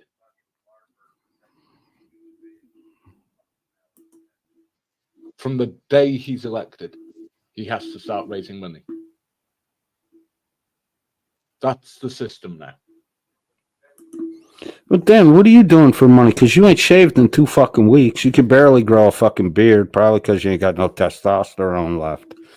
You spanking all day to fucking black while she bangs the fucking plumber twice a week. Jesus Christ, your fucking weird life. Where's your money coming from, Dan? Where's your money coming from? The government. Yep. So take a close look at whoever you're going to vote for, whichever party, doesn't matter. There are honest people on both parties. There are dishonest people in both parties. But please just have a look. Take a damn good look before you go and put that X by their name. Hey, Dan, why don't you ask your fucking listeners and your panel members, Becca, Shuggy, Hank, Jim, why don't you ask them to take a damn good look at where your fucking money's coming from? Because you only have two sources. You got a YouTube grift where you're doing a fucking lottery, an illegal gambling lottery dressed up like a fucking church bingo raffle. That's one source of income. Your other source of income is the British government provides you in Wales housing and a fucking check to buy your necessities. And apparently you can't afford a razor lately, and you don't really have enough testosterone to grow an actual beard. It's weird that you would want facial hair being a cross-dresser and all.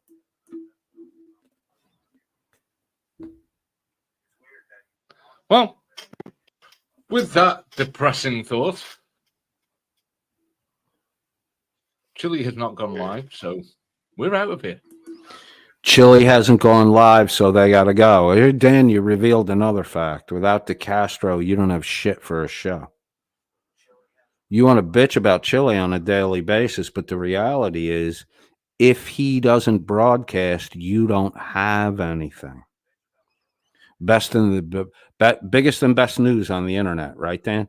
And you're showing fucking Chile clips from whole Chile broadcasts from a fucking year and a half ago. Come on, Dan. You a dick. You're a dick. You a dumb fucking dick too, Dan. Really dumb.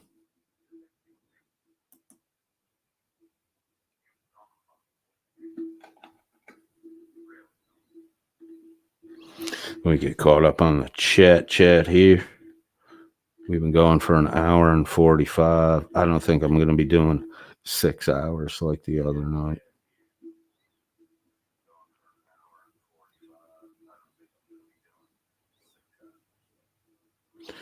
Carte Blanche says, damn it, writes on. That will be on the best breaking news tomorrow.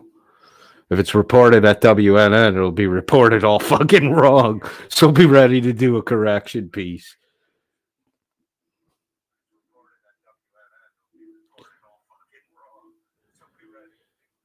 Archangel says the chaos addiction. Let's go back to the night of the people to defend their right to live conversation. You said this. Well, you two guys have a history of fucking going back and forth.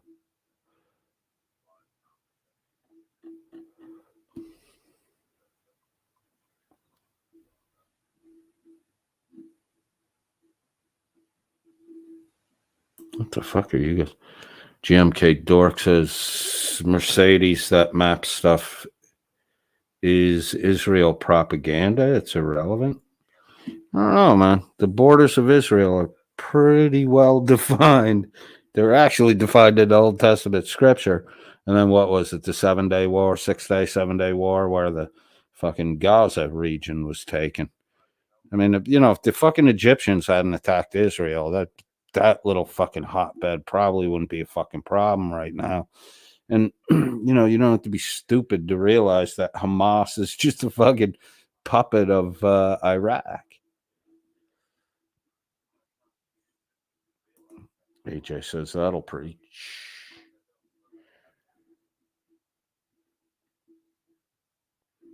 Who the fuck is Alice?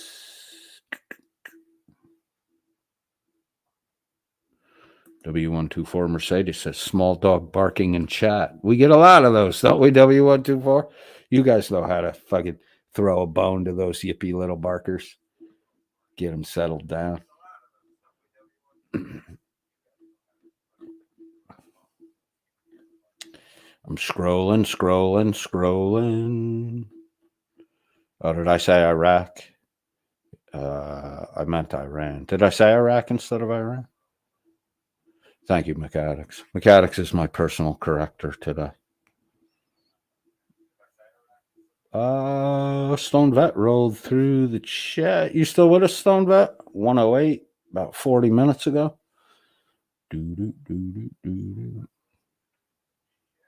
Stone Vet saying a lot of hellos to people in here. Good to see some of the Stone Vet people trickle through. I like that. Nice.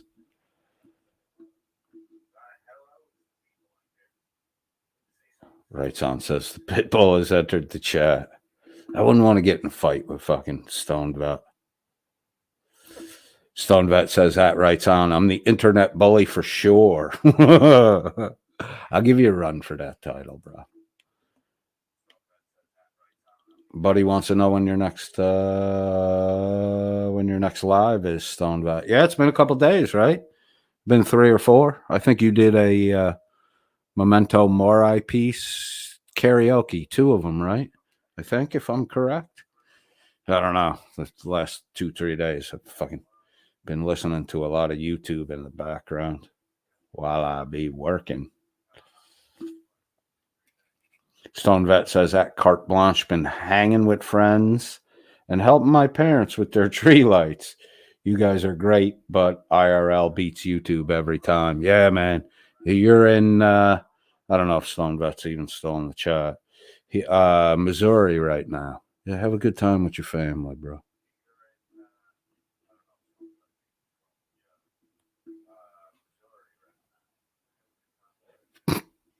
Here's the reason why fucking Stone Vet's friends aren't interested in fucking Wrangler. They'd rather have a convo than watch that fuck stick. That's pretty clear and concise way to fucking sum it up. Chaos Addiction says he's a profiteer. Yep. Carte Blanche says she can only watch Wrangler when Stone Vet streams them. I'm kind of starting to feel the same way. Oh, I started to talk about Shiz before. Shiz may have a I don't know if she's going to go live, but she may have she'll either have, there's a good chance, it's not definite, there's a good chance Shiz, so watch out for it in the alerts tomorrow. There's a good chance Shiz will be releasing a little bit more new info on Wrangler, and that might be the point where whatever info she releases tomorrow, I'm not going to say anything about it because I don't want to give anything up. Be there or be square. Look for Shiz tomorrow. When that new info comes out, that might be my entry point. I might pick up the ball at that point in time with the new info, and I might enter the commentary fray on Fraud at Wrangler, unless my core people say, no, we don't want to hear any more about Fraud at Wrangler. So you guys can dictate on that. But I do have some things to say about that little fucking shitbird.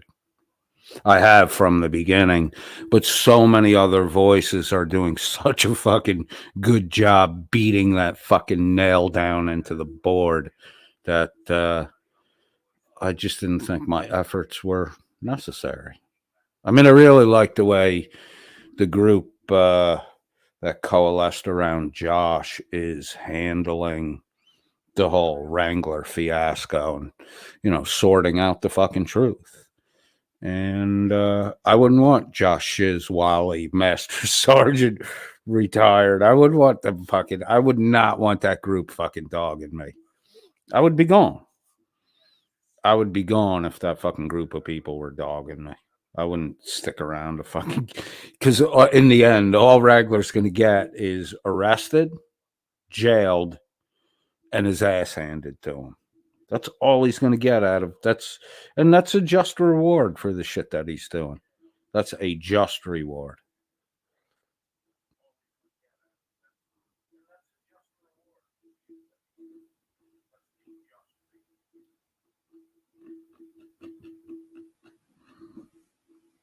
Okay, I'm caught up in the comments. Oh, Bandit's here. What's up, Bandit? I saw you. Was it Fraud? Was it Fraud or Troll? I saw you giving somebody shit over in Tommy Kruger's side chat. And you know what, dude? I liked what I was seeing. I don't like when you're over here fighting with fucking Rebel and Mechanics and Dearman, but I did like seeing you today over in the fucking side chat. You had some good, you had relevant questions, and you had some good fucking dingers for the dude. GMK Dork says Wrangler's downfall will be because of YouTube. He should have disappeared the moment his name was revealed. Yeah. Hindsight's 2020 though, bro. And he's a giant ego feed. So, he's another dude that just has zero fucking self-awareness. McAddick says Bandit thinks I'm Dearmid. What? You're Canadian. He's Irish. You sound Canadian. He sounds Irish. I've been in conversations with the both of you two at the same time. I've actually heard you two talk over each other. Bandit, you just fucking wrong.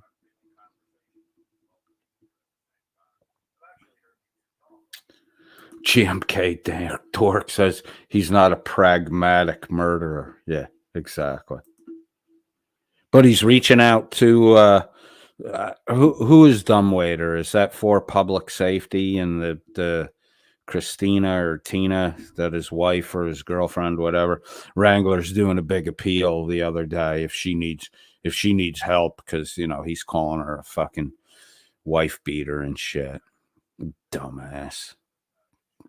Based on the fact that he has a police report that says, according to Master Sergeant Retired, Wrangler has a police report that says the dude he calls Dumbwaiter was arrested twice for domestic abuse, but the actual record, Wrangler can't fucking read, so you got to double check his shit. Master Sergeant Retired did. It's only one time, and it was for assault, not domestic abuse. Man, maybe it was. I can't keep all this shit fucking separate anymore. Either Josh or Master Sergeant Retired pointed it out. I think it was MSG Retired that pointed it out. I mean, here the problem with fucking lying and bullshitting about who you are and about events that happened is you have to have, if you're going to be a liar, you got to have total recall. Because if you don't have total recall, you're going to get fucking caught. You're going to slip up somewhere. You're going to say something contradictory, just like Wrangler did in Shiz's Discord. See, here's why there were two reasons why I didn't get deeply involved in the Wrangler stuff. Wrangler first asked me, to give him some support when Dan outed him his criminal past. And I told him I would because he was playing it as he had a substance abuse problem. And, I've talked about it quite a bit here. I had a substance abuse problem with alcohol in my 20s. I quit and I haven't drank since. So, I know the impact that substance abuse has on a person's life, on a person's physical health, and on a person's mental health. So, I agreed to show support for him, and I openly said on his broadcast that tell the fucking truth, man. You have my support until the minute I know that you're not fucking telling the truth. And then I encouraged him to go and talk to fucking Josh out in the open in public. As detrimental as the frauded or troll expose on Wrangler, with Wrangler present answering questions, I mean, that was devastating to Wrangler's whole fucking story. If Wrangler had instead gone to Josh wouldn't have fucking smashed him.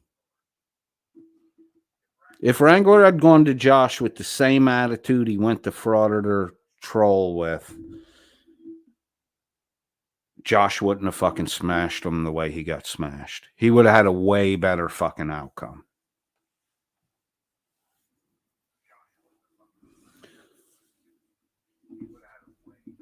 So I gave him the best advice I could give him. Tell the fucking truth. Go talk to Josh. Get yourself sorted out with Josh. He did neither thing. He doubled down on the fucking lies.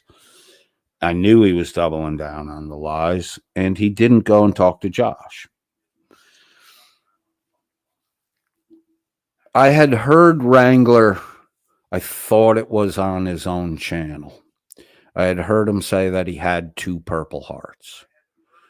It turned out it was on someone else's broadcast. I couldn't. He said he had 2 Purple Hearts. And then a little bit after I had heard him say that, I asked him in Shiz's Discord and voice chat. Falcax was there. Shiz was there. I'm pretty sure Dearmid was there. Rebel, McAddix, one of those may have been there. But I asked him if he was awarded a Purple Heart, multiple Purple Hearts. He said no, he didn't have a Purple Heart. Now, at that point in time, my heart fucking sunk. It really sunk. Because not only was I was peripherally interacting with him on a daily basis for quite a few weeks. So not only was I interacting with this fucking bitch ass liar who was never interested in anything but himself, but the group on Discord that I was around, that I was with, was being exposed to this dipshit and his fucking lies on a daily basis. And I went and I looked, and when he told me he didn't have Purple Hearts, I was like, oh, you motherfucker, you hung yourself today. I looked and I looked and I looked, and I could not find that fucking clip. And I didn't want to talk to anyone about it to get help, because I didn't want Wrangler finding out I was looking for that clip, because that fucking clip was the fucking bullet in the brain pan. You're dead after that one. I didn't want the live stream it appeared in getting edited or fucking deleted. I wanted that fucking clip. Josh or someone found the clip and got it to Josh. No one knew I was looking for it. So if I had found that clip early on, I would have been all over Wrangler. He's lucky I didn't fucking find it. He's lucky Josh is the one that went after him and not me, because it would have been way fucking worse for him if I went after him. That group has information on Wrangler that is completely fucking damning to him, and they're not releasing it. They're not releasing it because in the scheme of things at present, it's not relevant. One of the things I love about Shiz isn't out to just fucking smash people. Shiz is out to present the fucking truth. So, there's a lot more to be known about Wrangler that we don't know. And there's a lot more that's going to start coming out about Wrangler that people don't yet know.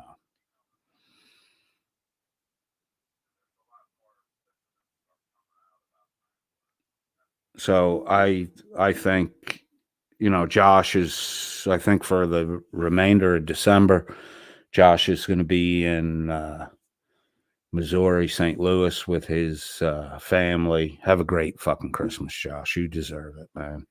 The shit you've been doing for the last couple months is fucking great. He did claim 2 Purple Hearts, Walter, and someone found the clip and delivered it to Josh at Stone Vet. Johnny Switchblade says at that point, Fraudit Wrangler thought he was getting away with only a burglary conviction coming out.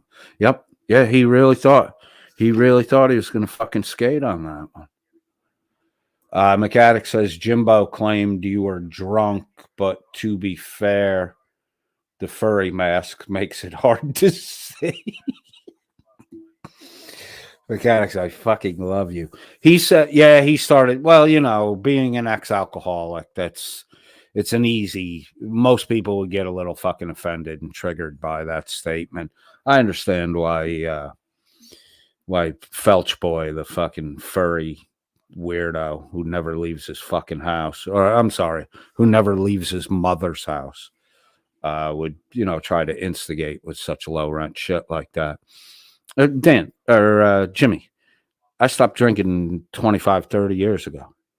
You're still wearing the fucking onesie zip up cat suit with clown makeup and fake fucking whiskers, and the I believe the rectal area of your zip up onesie cat suit is missing. You know, so you know you're. I solved my issue. You're still fucking living with your mom, dealing with your fucking childhood issues, Jimbo. He first said I was drunk when I said what I said about them saying that, which they said it. They said Wars Loot had Alan Ice tied up in his basement, and they were asking Wars Loot what Alan Ice's semen tasted like. I mean, come on. It's hard to figure out what they're inferring. So, you know, Jim wants to say I was drunk. He said drunk the first time. Second time, he was trying to dig me with it. And then he said, well, or high, you know. No, I smoke pot. I openly admit I smoke pot. It doesn't help me with my dyslexia. It does curb my stuttering because my stuttering is a kind of a, you know, if I get worked up, see, it almost happened right there. If I get worked up or excited about something, it you know, manifest shortly, and then I kind of just take a deep breath and it goes. I have it under pretty good control. I had a girlfriend who actually liked it. She thought it was cute. I was like, don't encourage it. It gets worse if you encourage it. So you know, the weed helps a little bit with that. I don't need the weed. I smoke the weed because I like the fucking weed, and alcohol alcohol turns me into a fucking stark raving lunatic who just can't, like, you can't. I'm an adrenaline junkie, so when I would drink, because what alcohol does is take your inhibitions away. That's why people say shit that they wouldn't say when they're sober. That's why people do shit that they wouldn't do when they're sober.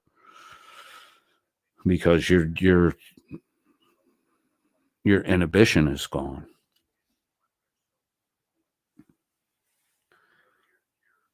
So, you know, I smoke weed because and I'll openly admit it. I smoke weed because it alters my mindset, right?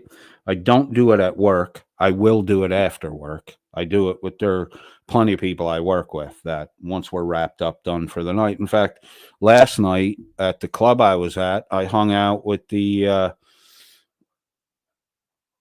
security guy who he does there's someone inside that club 24 hours a day, 7 days a week. Always armed to the fucking teeth. And there's 5 fucking pool tables in there. So last night, it's usually me, him. Sometimes there's 2 other dudes, and we'll shoot singles or we'll, shoot doubles.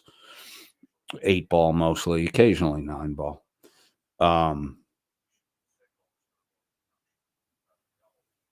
Last night I was hanging out shooting pool, and I was there till it was like the sun was up. It was like 6 o'clock in the morning, 6:30. I still had an hour drive to get home.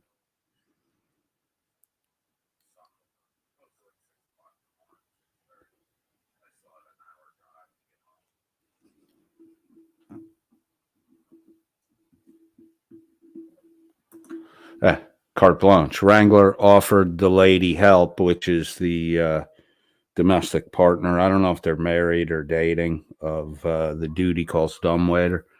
And then he says 5 minutes. Then Carte Blanche says 5 minutes later he slapped her down with insults. That's who Wrangler is. He's a dick like that.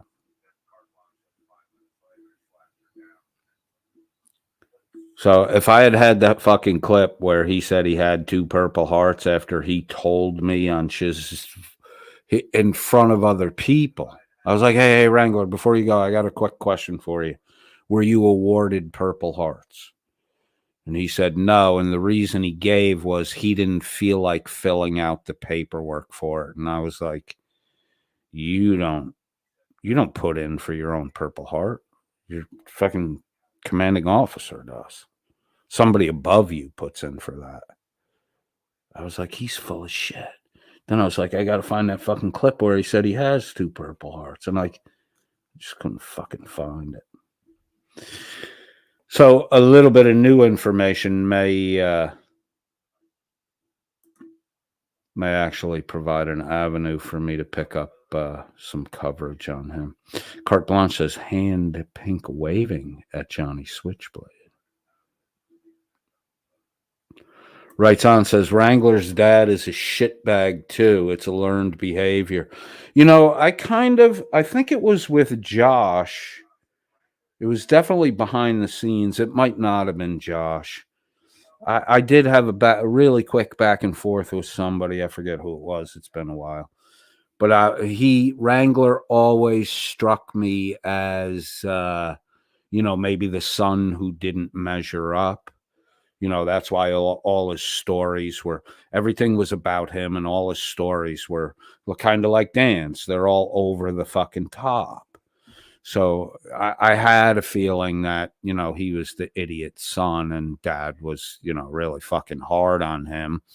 And I'll bet you the first time he failed out of basic, I'll bet you he's the fucking laughing stock of his family.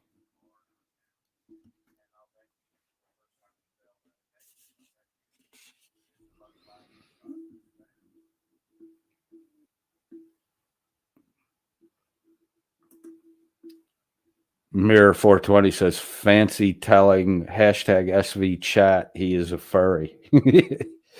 We haven't had good information that he is a furry. Honestly, I think like Jim Finch strikes me as, I don't know if anybody's ever experienced this, but I'm 56 years old. I've known a person or two. They have no interest in sex. None at all. They never did. Like even when you're, late teenager, early 20s, when your fucking body chemistry is all about fucking really doesn't want to do anything more than fucking reproduce. Guys like Jim Finch, they're just not interested. Jim tells a story about a girl he was interested in or dating in college who was a slender, skinny redhead, a waif of a girl. So fragile, so small that Jim had to, they were both working in the college library together. So Jim would have to get to work first. And then when she showed up, Jim would have to trip the sensor for the automatic door to open because Jim's college love interest was too waify a woman to set off the fucking sensor. A fucking cat can set off a automatic door sensor. A dog can sense it off. Which means Jim's little wafer-thin redhead college girlfriend, the only girl I've ever heard Jim talk about, was a figment of his fucking imagination. That's why the doors wouldn't open. How fucking delusional are you that you're moving to make a physical act happen for something that's a figment of your fucking imagination? You are a super fucking weird one, Jimmy. Mirror 420. Yeah, there was a little bit of talk about that tonight. The Wrangler failed, I think it's more than 2 lie detection tests. And Wrangler offered to take the lie detector test. They weren't pushing him to take it. He said, hey, man, I want to catch the person who killed this guy I know as much as anybody else. Give me a lie detector test. He fucking failed everyone they gave him. That's how fucking out of control his ego is. Like he thinks he can bullshit fucking. Whew. That boy's fucked. Lie detectors are not that.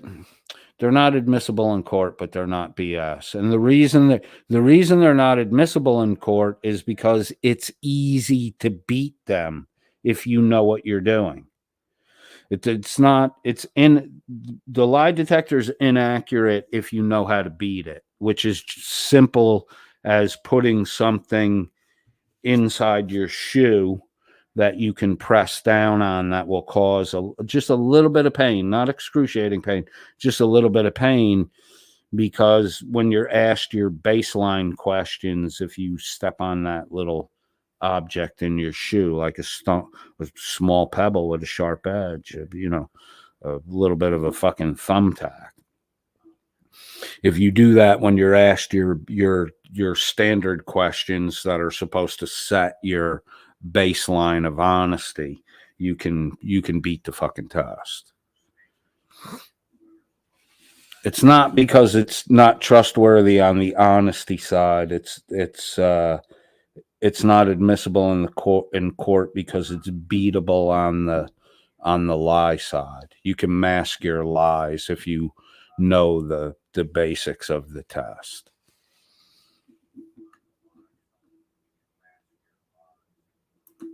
Carte Blanche says, fire, the right's on.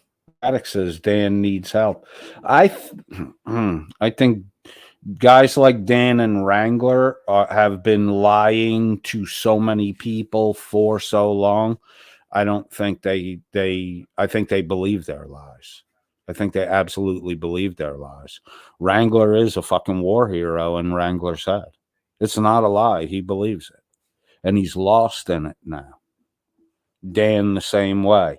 Dan supposedly a Scrooge McDuck style rich guy who owns a Learjet, but then Shuggy fucking blew that up for fucking Dan by saying Dan has he doesn't own one, he has access to one. Why don't you just tell the truth about him, Shug? Why don't you just tell the truth about him and be quit of the fucking guy?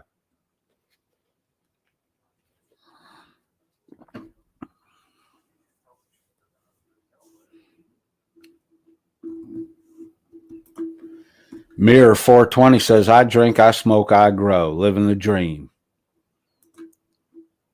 Who the fuck is Alice? Says trifecta at Mirror 420. Look, man, my deal on that shit is drink, smoke, do what you do. Do what you do. Be careful with the heavier shit because, you know, you don't want to get fucking, definitely do not want to have a cocaine, a heroin, or a fucking meth addiction.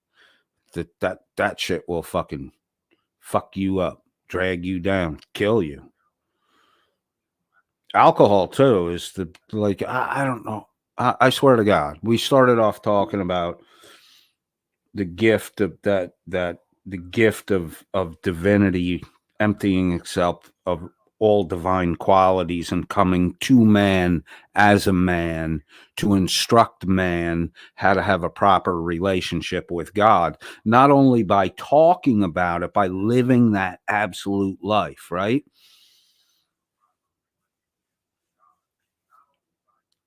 Alcohol is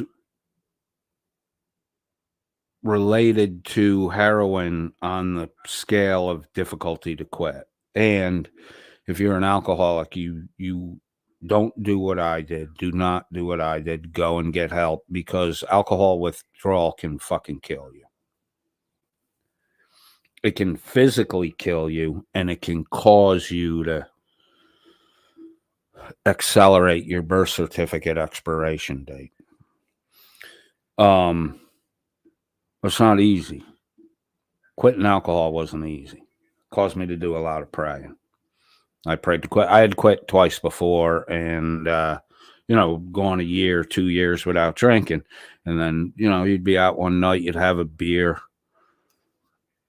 nothing would go wrong. You'd go out again, you'd have 2 beers, nothing would go wrong. You'd go out again, you'd do a regular night of drinking, nothing would go wrong. You had a hangover in the morning, but then you start thinking, hey, I got this shit beat. It doesn't get the better of me. And then you're back to having you're drinking the same fucking amount you used to, and you're back to having the same fucking problems and shit. So when I finally quit for good, it wasn't I had the desire, I prayed, but I'd already proven I wasn't physically able to do it. I do not know what day I stopped drinking. I'm not 100%. If I went back and Like, I can't tell you off the top of my head exactly what year I stopped drinking. But, you know, if I went through like photos, like I kept a diary for a while, but I never fucking really was that thorough at it. I could figure out when I quit drinking, the year, probably not the day, but the year and the season of the year, but that's about it. Like, I don't know when I quit drinking. I just stopped and I never went back to it. I went to one AA meeting. I'll never fucking do that again. Those people are one bad incident away from fucking being alcoholics again. The majority of them. And all they did was trade one addiction, an addiction for alcohol, which enabled them to socialize. Like, a lot of these people who become alcoholics have difficulty socializing. Alcohol takes your inhibitions away. It's easier to socialize with people.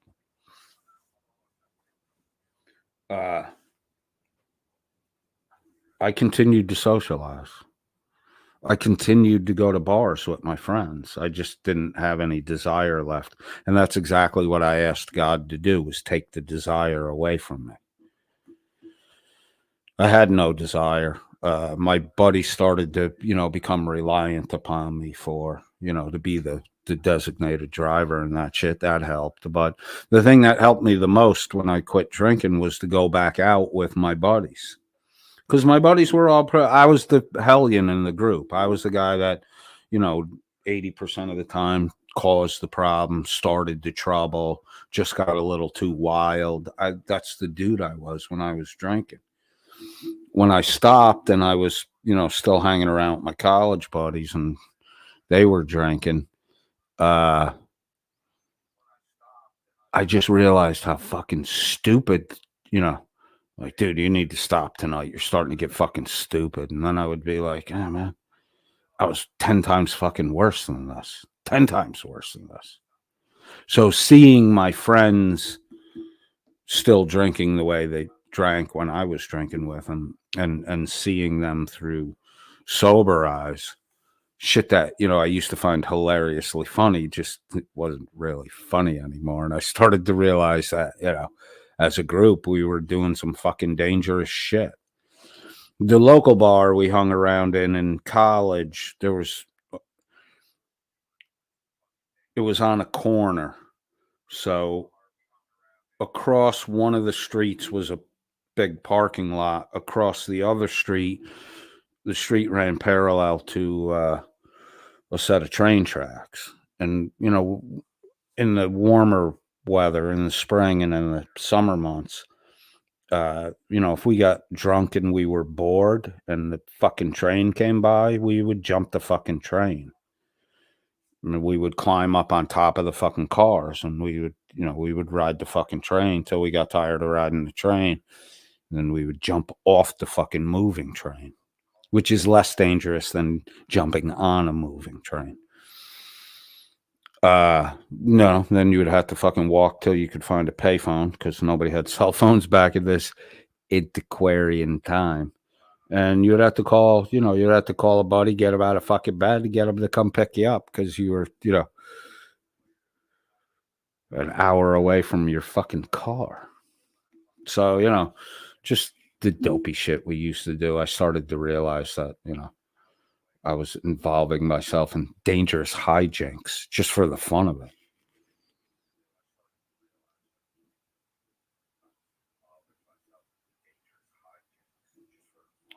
Mirrors 420 says Shiz already hinted the info. Good. That's for Shiz to do, not me. GMK Dork says, what's the hinted info? Haven't you been paying attention? Pay attention. Mirrors 420 says failed 2 lie detection tests that he offered to do. Was it 2? I thought it was more than 2. Although now that you give a definite number, I never heard a definite number. That's it. I'm not saying you're wrong. I don't know why I had the impression that maybe it was more than 2. Oh, Mirrors 420 says his words. Wrangler said it was 2. Maybe Shiz has evidence of more than 2. I don't know. We'll see what happens tomorrow. Head over to Shiz Happens tomorrow and see if there's new content out. McAddick says lie detectors are BS. Writes on says, oh no, Wrangler Sr. is a real shitbag. Well, I can't wait for that fucking info to start coming out.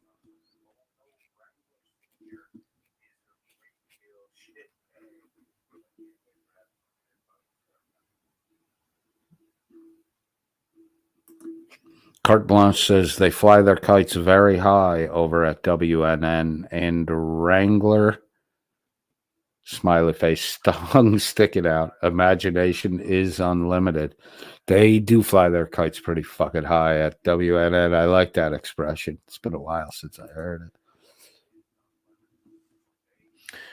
it. Writes on says Wrangler, the he I'm assuming is Wrangler, learned how to beat the lie detection from the Taipan SAS School of Tradecraft. Supposedly Taipan was on. He actually called in to. You were there, right, son? I saw you in the side chat. Called into Dummy Kruger's live today. So I guess we can rule out Anthony bitch slap you in the fucking mouth of your female Caruso, who has not, I repeat, not had the balls to get up on the WNN panel and speak a fucking word since he got called out for his misogynistic bullshit. And cheers to Carte Blanche for what she did. I didn't rat you out, Caruso. I let you know it was coming. I let you know so you didn't walk in there and get fucking surprised by it. You want to hate me for that? Go fuck yourself. You're the douche who says pregnant women should be smacked in the mouth. I'll bet you anything, dude. As much as that fucking statement bothered me when you said it, Caruso, I'm a man. I'm not a woman. I could understand why that kind of fucking shit talk nonsense would upset females. If I was female, I probably wouldn't have given you a fucking heads up. I probably would have been calling your fucking that radio station every day until you were prohibited from fucking being there. I would have become such a fucking vocal pain in the ass. You're lucky Carte Blanche didn't fucking press to fucking take your shit from you. You'd be fucking, bro, you would be saucing the fucking crust at mommy and daddy's fucking pizza joint and cutting it with the rusty wheel fucking pizza cutter. Because you like your fucking parents, half-assed, and don't give a shit if you get other people fucking sick. Now, if you want to know how to run a pizzeria, talk to my man Right On. He knows how to do it. He knows how to keep his gear clean and sterile, too, so that he's not spreading fucking contagions through the community.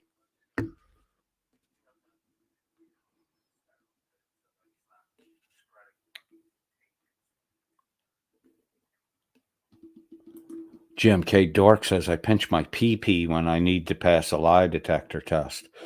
That sounds like you're in trouble a lot, and you have a bad habit. Maybe more than one, bro. Why would you be pinching your pee-pee? I'd rather just put a little pebble in my shoe and step on it.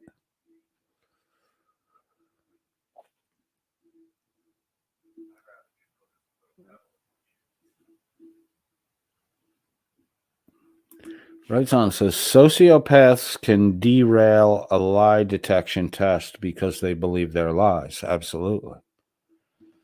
Absolutely. The best look, if you go through history, the best liars in the fucking world, Jim Jones, they believe their own fucking lie. It's much easier to sell your bullshit lies to people if you believe your bullshit lies. And all it takes to believe your own fucking lies is to sear your conscience so you can no longer tell right from fucking wrong anymore.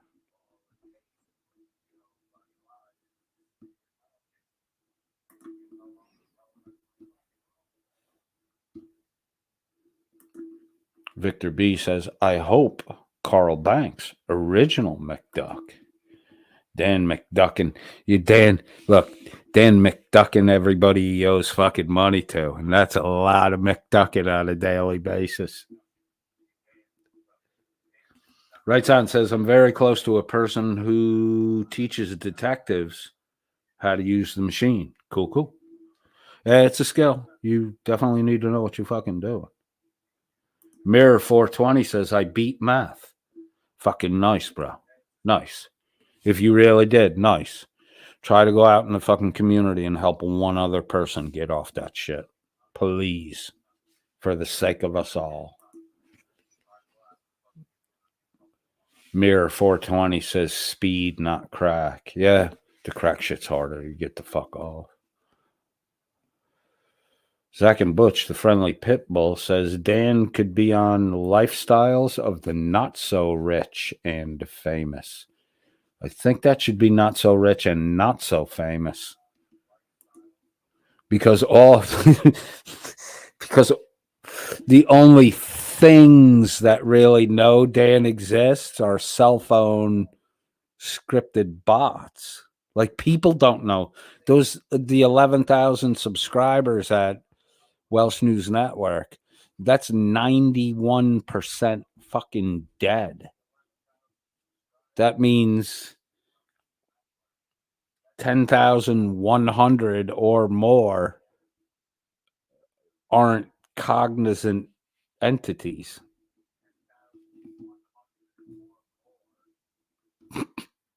You shitbag, Dan. You a weaselly little lying shitbag. Carte Blanche says, so glad you are off that shit at Mirror 420. Me too.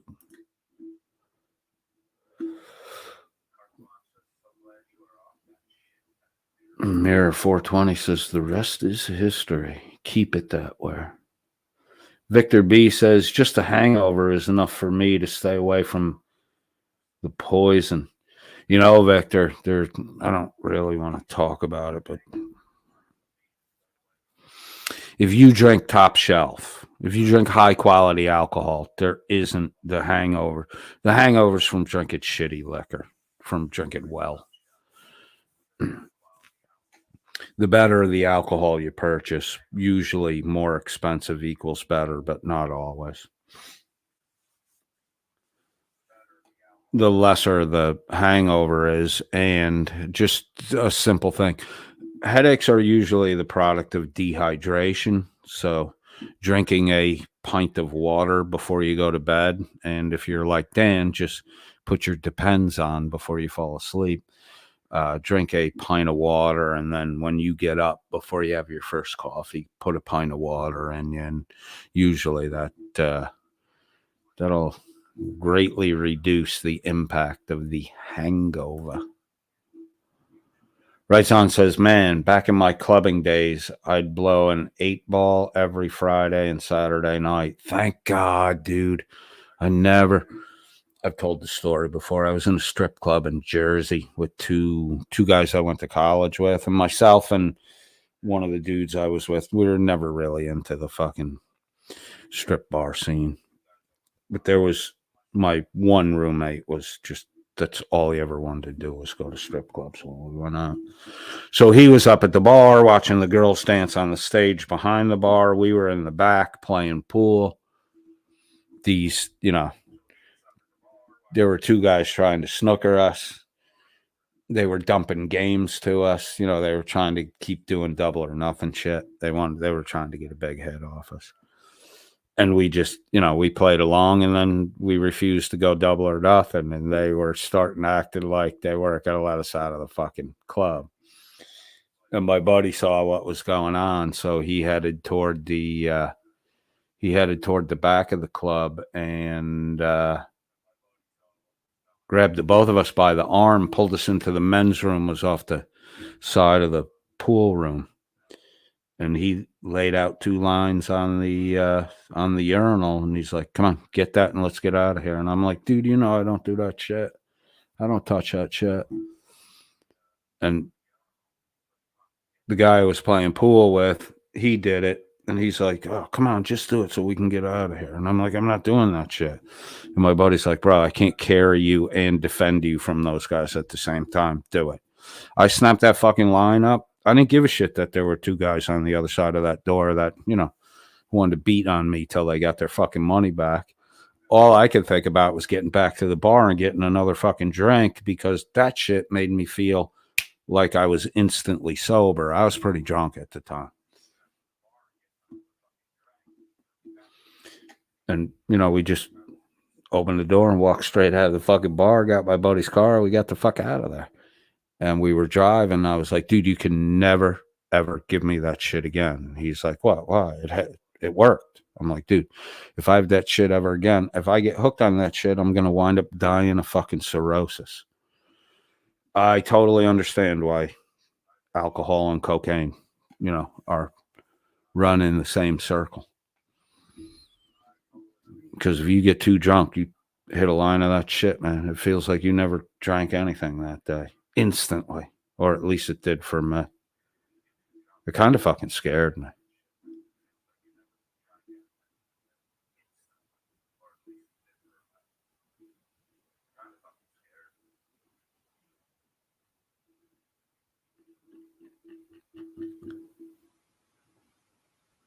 Mirror 420, you out? I see somebody saying, have a good one. If you leaving out, have a good night, my man.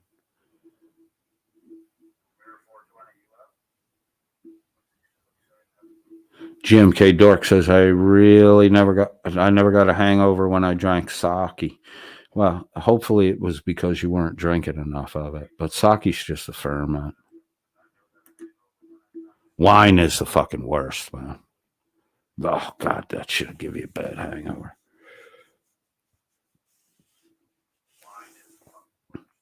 Writes on says, Taipan looks like a 1970s Michael Jackson. How do you know what dude looks like?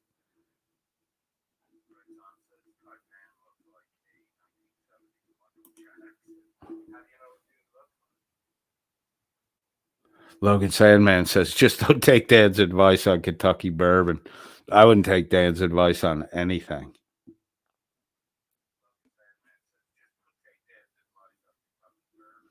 Mirrors 420 says, loves Rocky with Coke chasers. That sounds like a life-shortening habit. Definitely a health-ruining habit. But hey, man, if you American, it's a free country. Have at it if you want to. Motherfucker, you got bail money. You can write your own constitution. Carte Blanche says, Taipan and Caruso sound the same to me.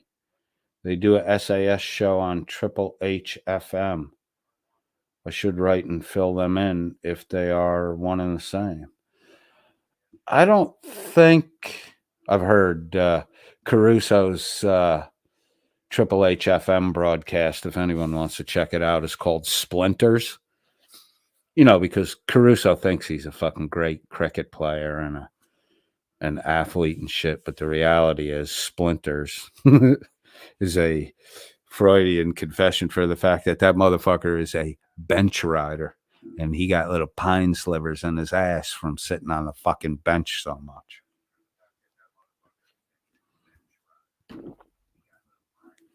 Caruso's just an overindulged, fat little fucking mommy's boy.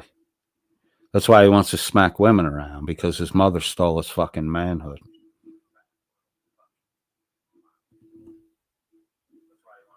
Mirrors 420 said, phone's going to die. Thanks, Coded, to chat and pink waving. Your phone probably already died by now, bro. But if you hear this in replay, good to have you around, Mirrors 420. Come on back, man.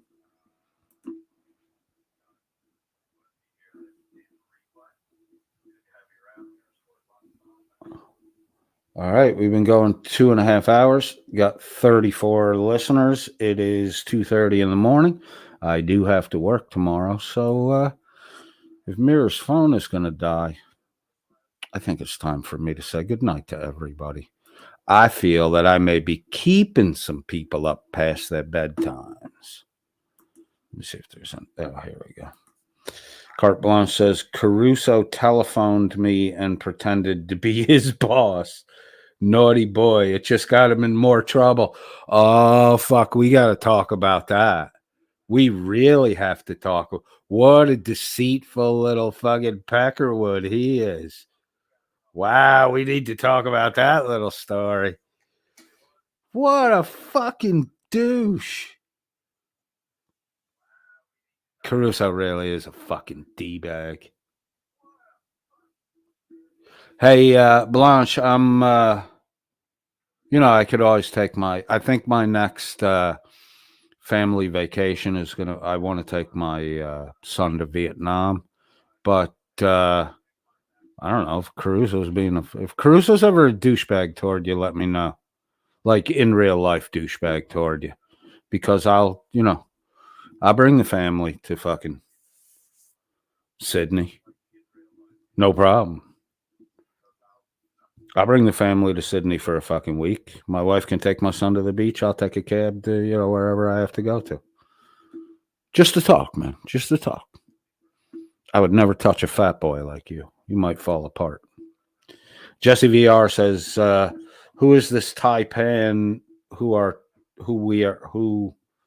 I guess we are talking about? Was he a guest on someone's channel? He appeared on Dummy Kruger did an open invite on the live he did tonight, which was pretty good. He had an Vegas VIP was the auditor. He debated and Dummy Kruger fucking spanked the dude. He did a good job just, manhandling him. But Taipan came up after, and I didn't think he sounded like Caruso. I got to go back and have another listen to it. But I guess he claims to be SAS, the Aussie version of MI5 or CIA, or I think it's more militaristic. I think they might be a little more hands-on than the fucking CIA. Yeah, I know of him. I don't know a whole lot about him. If I've interacted with him in the past, it was probably through a sock account. But Dearmid, McAddicks, and I think Rebel are pretty familiar with who he is if you're interested in chatting them up about it.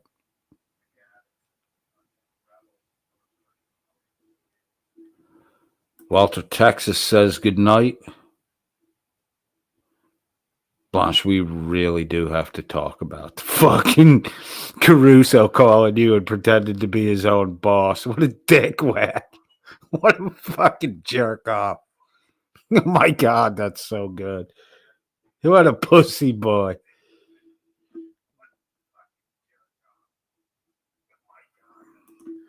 Buddy says, what's code for a living? I guess whatever you want to say that identifies your way of making fucking money. Jesse VR says, sorry, typo. Don't worry about it.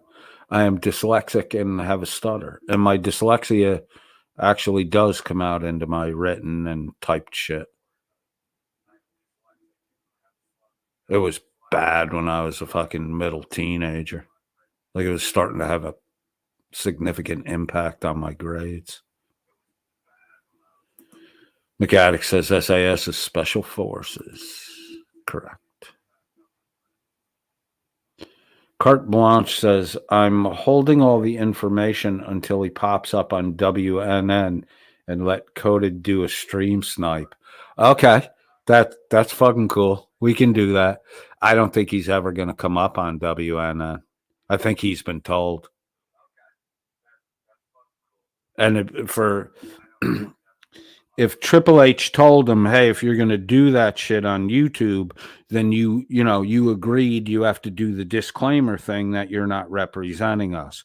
So now if he goes up on WNN and does the disclaimer thing, it's either going to look like he's a bullshitter from the beginning, or it's going to look like that he got put over somebody's knee at Triple H, got his pants pulled down and got himself a little fucking paddling. You'll fit in with the pervs over at Welsh News Network there, Caruso. Writes on, says they both are little guys trying to be something they never will be. Yeah, Caruso sounds like that. Buddy says, what's Code do for a living to pay for those nice trips? Buddy, I was a broker on Wall Street for 10 years. I left college one semester before graduating. I had gone on Christmas break down to the city because I was going to college upstate. I'd gone down and it was easy to take the fucking train from my hometown right down to either Penn Station or Grand Central. And Grand Central blows Penn Station out of the fucking water. Beautiful place. And it's gotten, or in the 90s, it had a significant facelift. I brokered stock. I was pretty much retired around 28, 29 years old. And then right after I retired, two of my buddies, two of my close friends from college were starting up a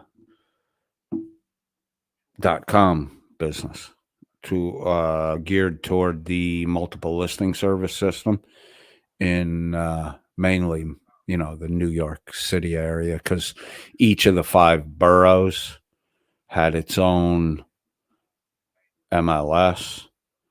So, if someone had or could successfully bring that together into a single listing, the brokers get, at that time, they were getting like 6% on the house, so there's a lot of fucking money on a transaction where the reality is you don't really need a real estate broker to buy or sell a house.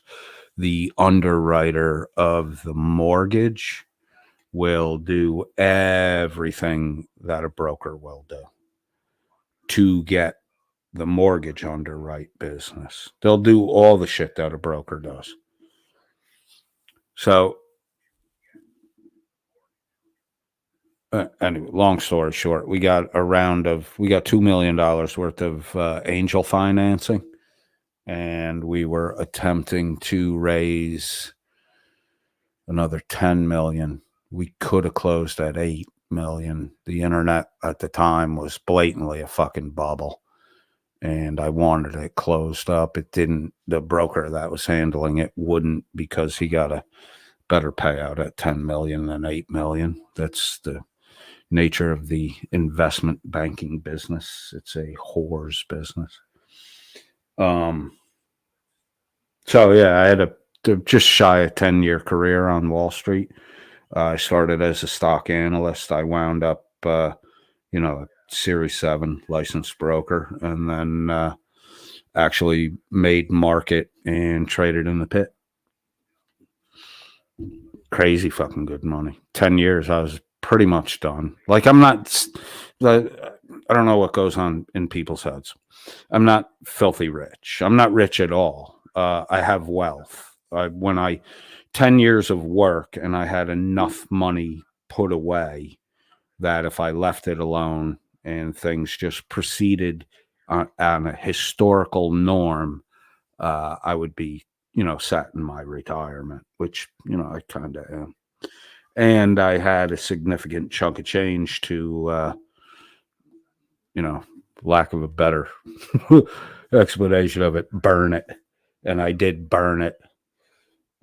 That's the reason I went back to work. Like, I started doing just contract work.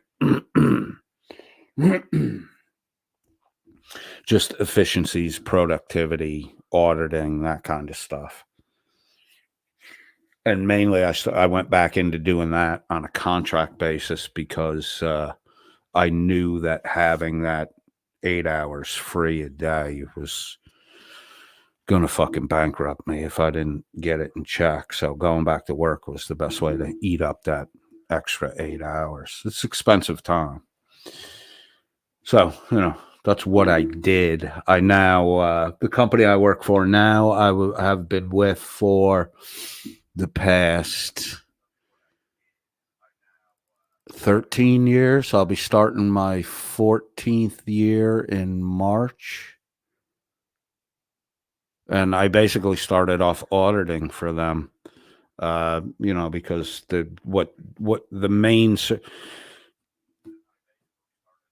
they provide a lot of personnel for the club scene, security, event personnel, valet service was the core of the business. That's how the business originally started. So, and that's a heavy, that's all cash. Like even today with Apple Pay, Zelle, Cash App, with all that available, we don't touch nothing but cash.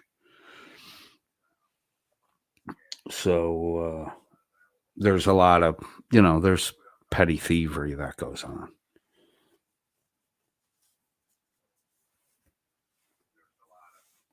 So I talked to the two owners of the company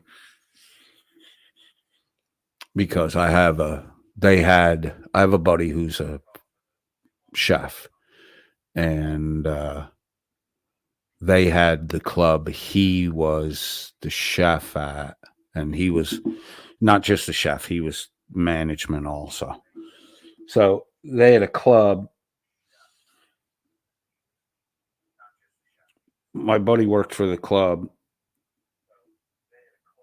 The guys who own the company I work for had the valet account at the club, and I think they were handling the door hostess came through them, and the door security guy, the internal security, was the club's responsibility. But I would go to the club every once in a while because the guy who was the chef, his younger brother and I have been, best friends since we were 12 or 13 years old. So I would just, we would go there, and at that time, I'm talking like 2000, 2001, in that area. And, we would go, my buddy and I would go over there because his older brother was the chef, and we would go over, we'd go to the butcher shop and get really good cuts of fucking meat. And then we would go over to the club and we would give the meat we bought to his brother, and, his brother would make a fucking meal for us. And of course, we bought enough to feed, like, because you have to. If you went there and brought enough fucking meat for two guys to eat dinner, you fucking be lucky if you got half your fucking plate, because everybody wants them. So we would bring enough to feed like 4 or 5 people. My buddy's brother would cook it up, and we would eat. And yeah, I like to smoke. So Atlanta is the first time in my life. Atlanta in the early 2000s is the first time in my life that I just blatantly, without a care in the fucking world, lit up a joint in a public place and just fucking smoked, right? So we were sitting at a table in the club, toward the back of the club, and he and I were smoking. There was a couch that would sit 3 people, not like a full-size house style, but club style. A table, a little side table. And, we sat there, we ate, and then there's like a curtain in front. It's kind of like a booth setup for a little bit of privacy. And my buddy was like, "Hey, do you want to smoke?" And I'm like, "Yeah." And I started to get up, and he's like, "We'll do it right here." And I'm like, "What the fuck are you talking about?" He's like, "It's my brother's club. We can do whatever the fuck we want." I was like, "All right." So we didn't pull the curtain closed. He had a joint. We lit it up. We smoked it. And off-duty fucking sheriff in full uniform fucking walked right by us. I almost fucking shit myself. I'm like, dude, put that shit out. There's a fucking cop in here.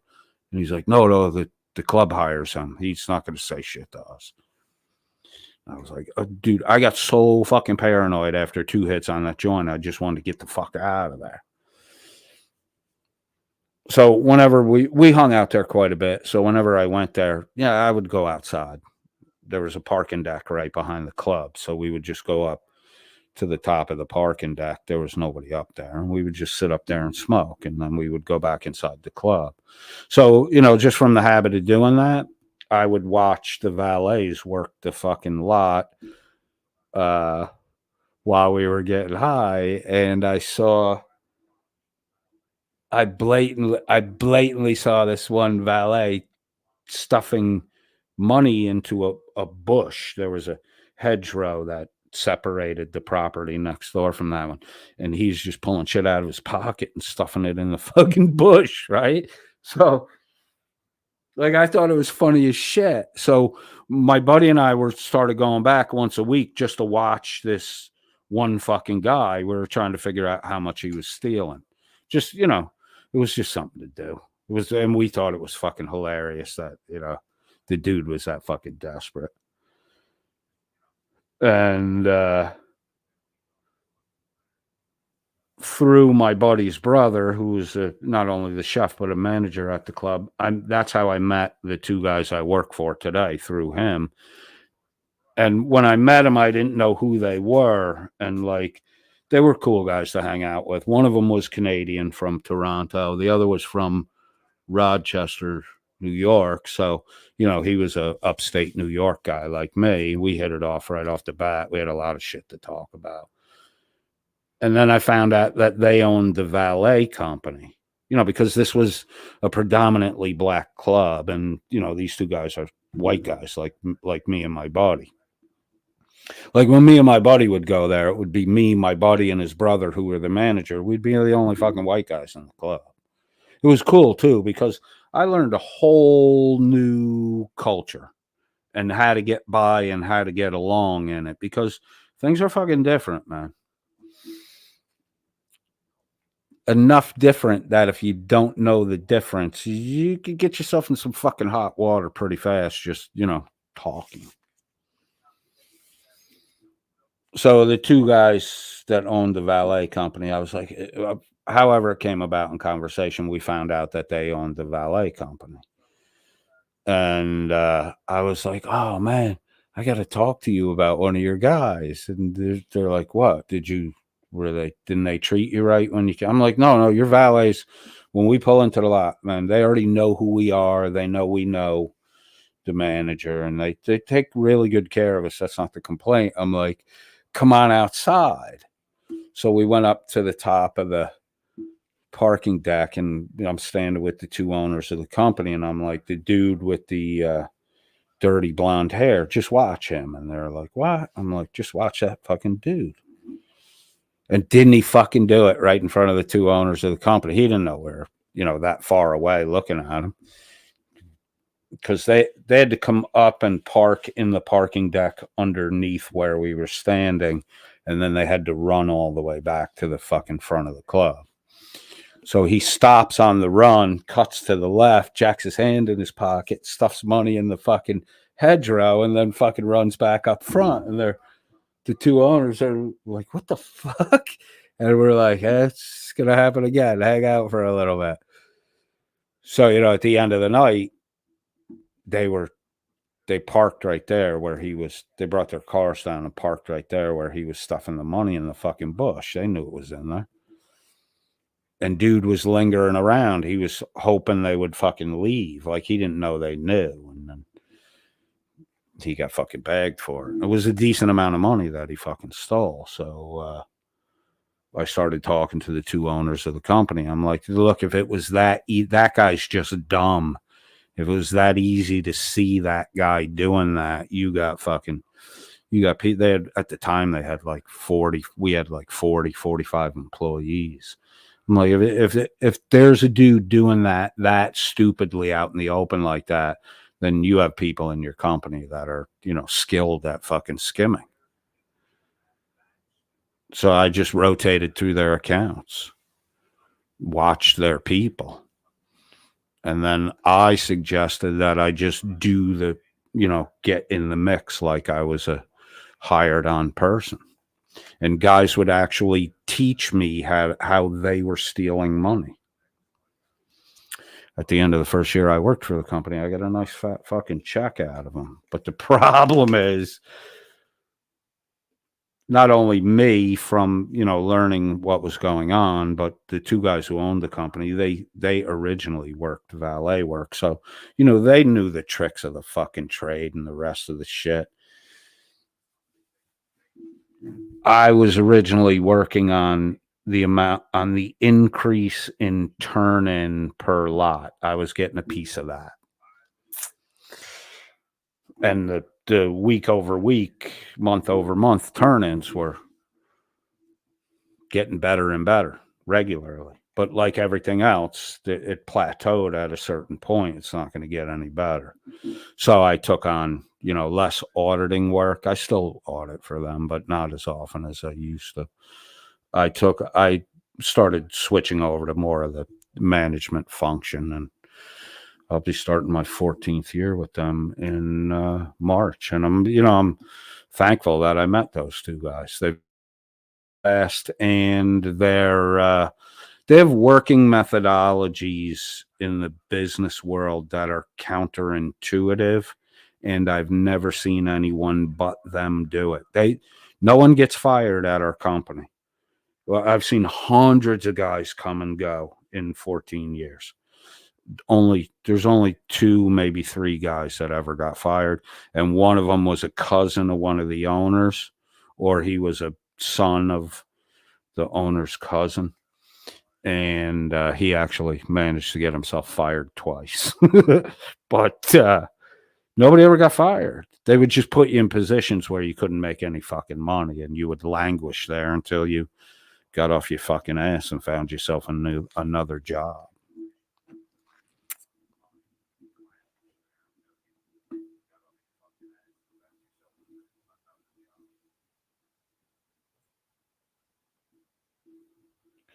And I think it's time.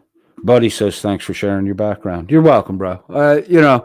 I haven't really, I think most of that I've talked about in the past. But I've been guarded with my personal life for the past year. And, I know people are curious, and the people who are here, the majority of the people, Buddy, who are in the side chat today have been here regularly for the past year. And I think that they, in light of all the fucking chicanery and fake fucking shit that's going on around us, I think the people who have, been here regularly for the past year, I think they deserve to know a little more about me, so that they don't have to worry, that I'm just another fucking con man coming along like Dan or Wrangler, or the fucking myriad of others that just, get into the money and shit. Oh, in fact, I wanted to, let's end on this. I have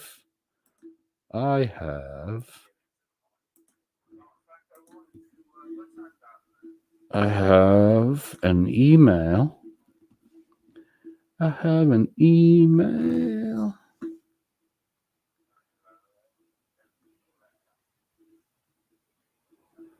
Gage from StreamYard is emailing me because today is my final chance to save $100 per year by upgrading to an annual plan. That's okay. I'm trying to teach myself OBS, so the StreamYard stuff might go by the wayside soon. Get back to this. Where was it?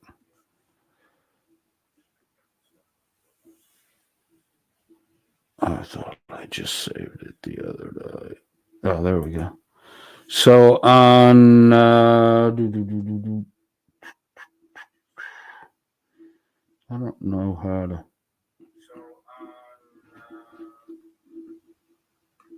I guess I'll just fucking share this.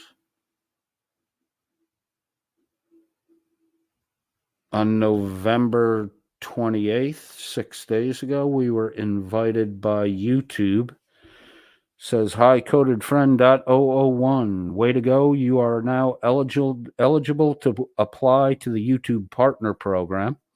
So you can continue to build deeper connections with fans, earn money from fan funding, and get the tools and help you need to succeed. If accepted, it's not guaranteed, you'll have access to blah, blah, blah, blah, blah. We have been invited to monetize. We are not interested in doing this for money, so we will not be monetizing. I just wanted to let you all know that it's not because we can't monetize. It's because we don't really. I don't want to monetize because I don't want to start making decisions based on fucking money. I think money fucks shit up. Although the way Rights On did it, because Rights On, not many people super chat over at Rights On. I'm not encouraging people to do that. I think not Rights On, Stoned Vet. Sorry, I'm looking at the Discord message just sent me. Rights On. I have no idea who this Peter Oliver guy is, but we may be able to talk to him about him in the future. Man, that motherfucker got a lot of different names.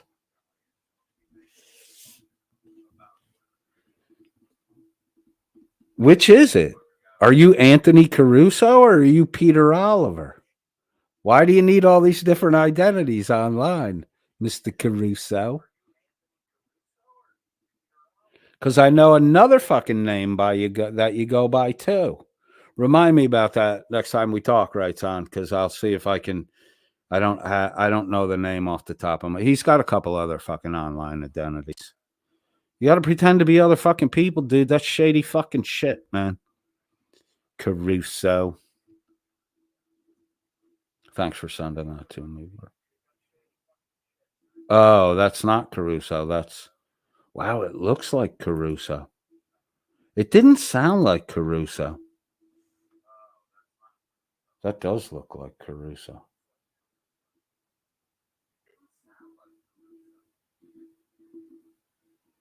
That's not Ozzy, though, right? I'll check that. He does look like Caruso. I didn't think he really sounded like him.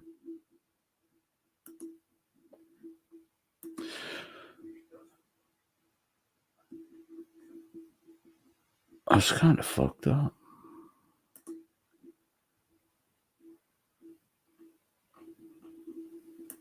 Hold on, I'm just checking one more. Oh, Rights On hit me up again. Yeah. I think some people think Caruso and Taipan are the same person. I've always thought they're two different people. And when I heard the voice on Dummy Kruger's live today, I was like, yeah, they're not the same fucking dude. Thank you, Rights On. I appreciate that.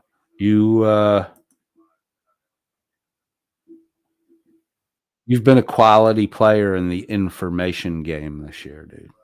I'm glad I met you, man.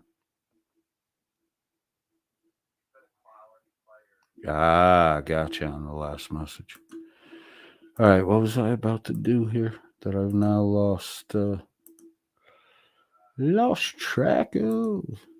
So we have been invited to monetize on YouTube. We probably won't.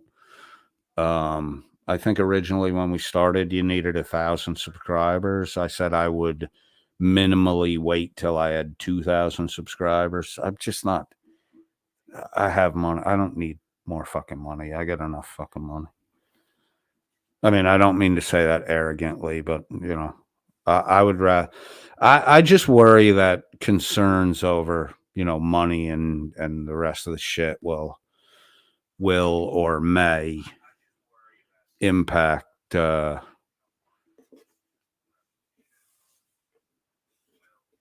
honesty of me. I'm not talking about other people. I'm talking about me.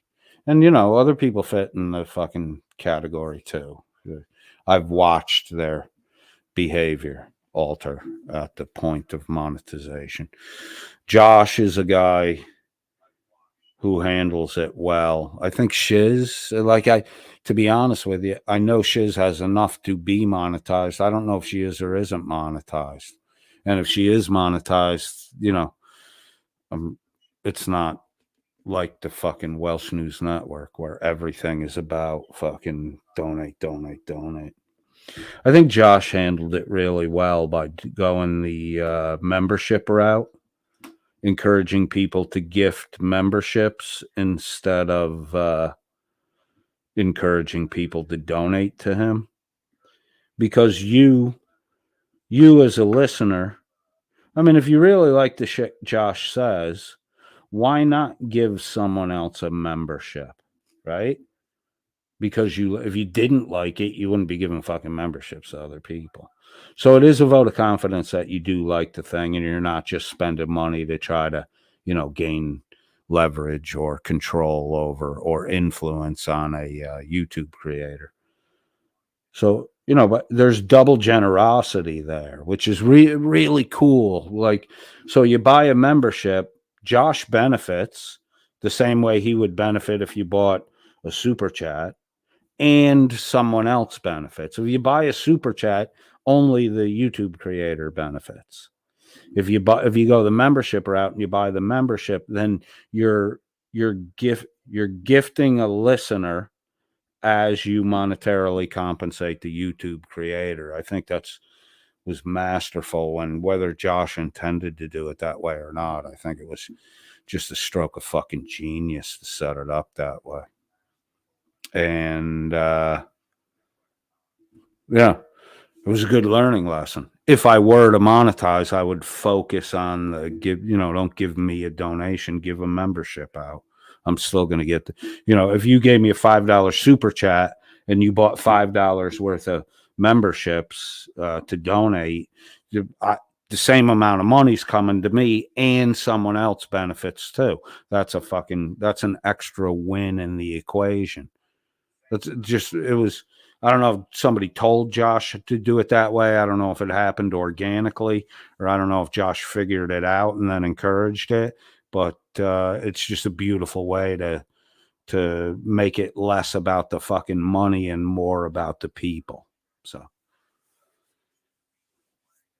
So with that, I'm going to leave you out. I brought you in with Yes. I think it was the first Yes album I bought, 90125.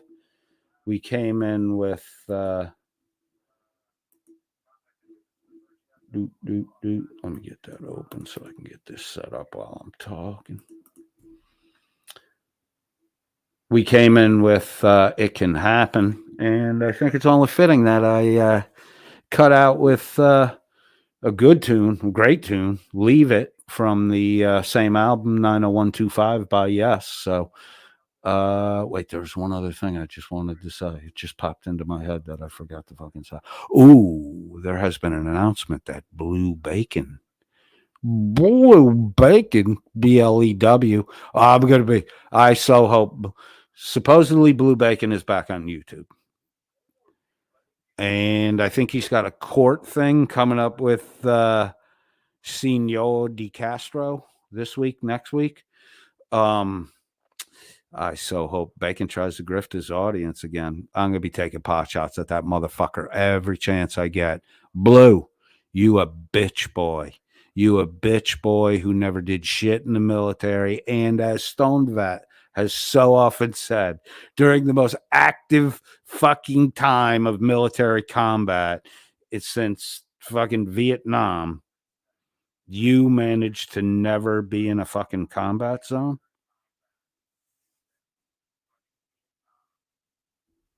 What are you made out of, paper mache? Did your daddy pull strings for you, Blue?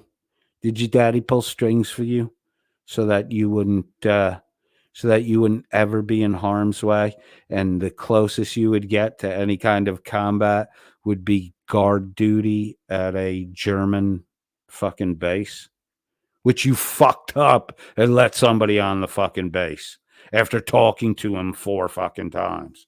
It's a wonderful story that you tell about how you interacted with this dude pulled off on the side of the road just before the entry to the base.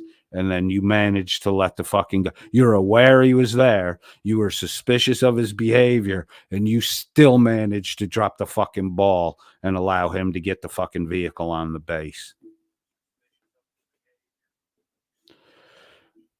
You know, dude, there are days when I think that you, as a tuba player in the National Guard or Army Reserve, whatever you're in, really could be a danger to America's well-being. You seem that inept and pathetic to me. So grift on YouTube again. Blue bacon.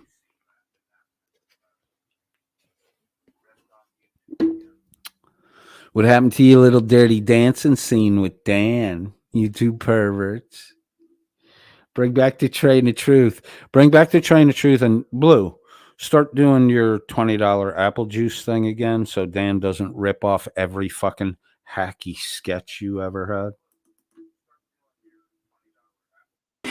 No sense of measure, no illusions as we take refuge in young man's pleasure, breaking down the dreams we made real.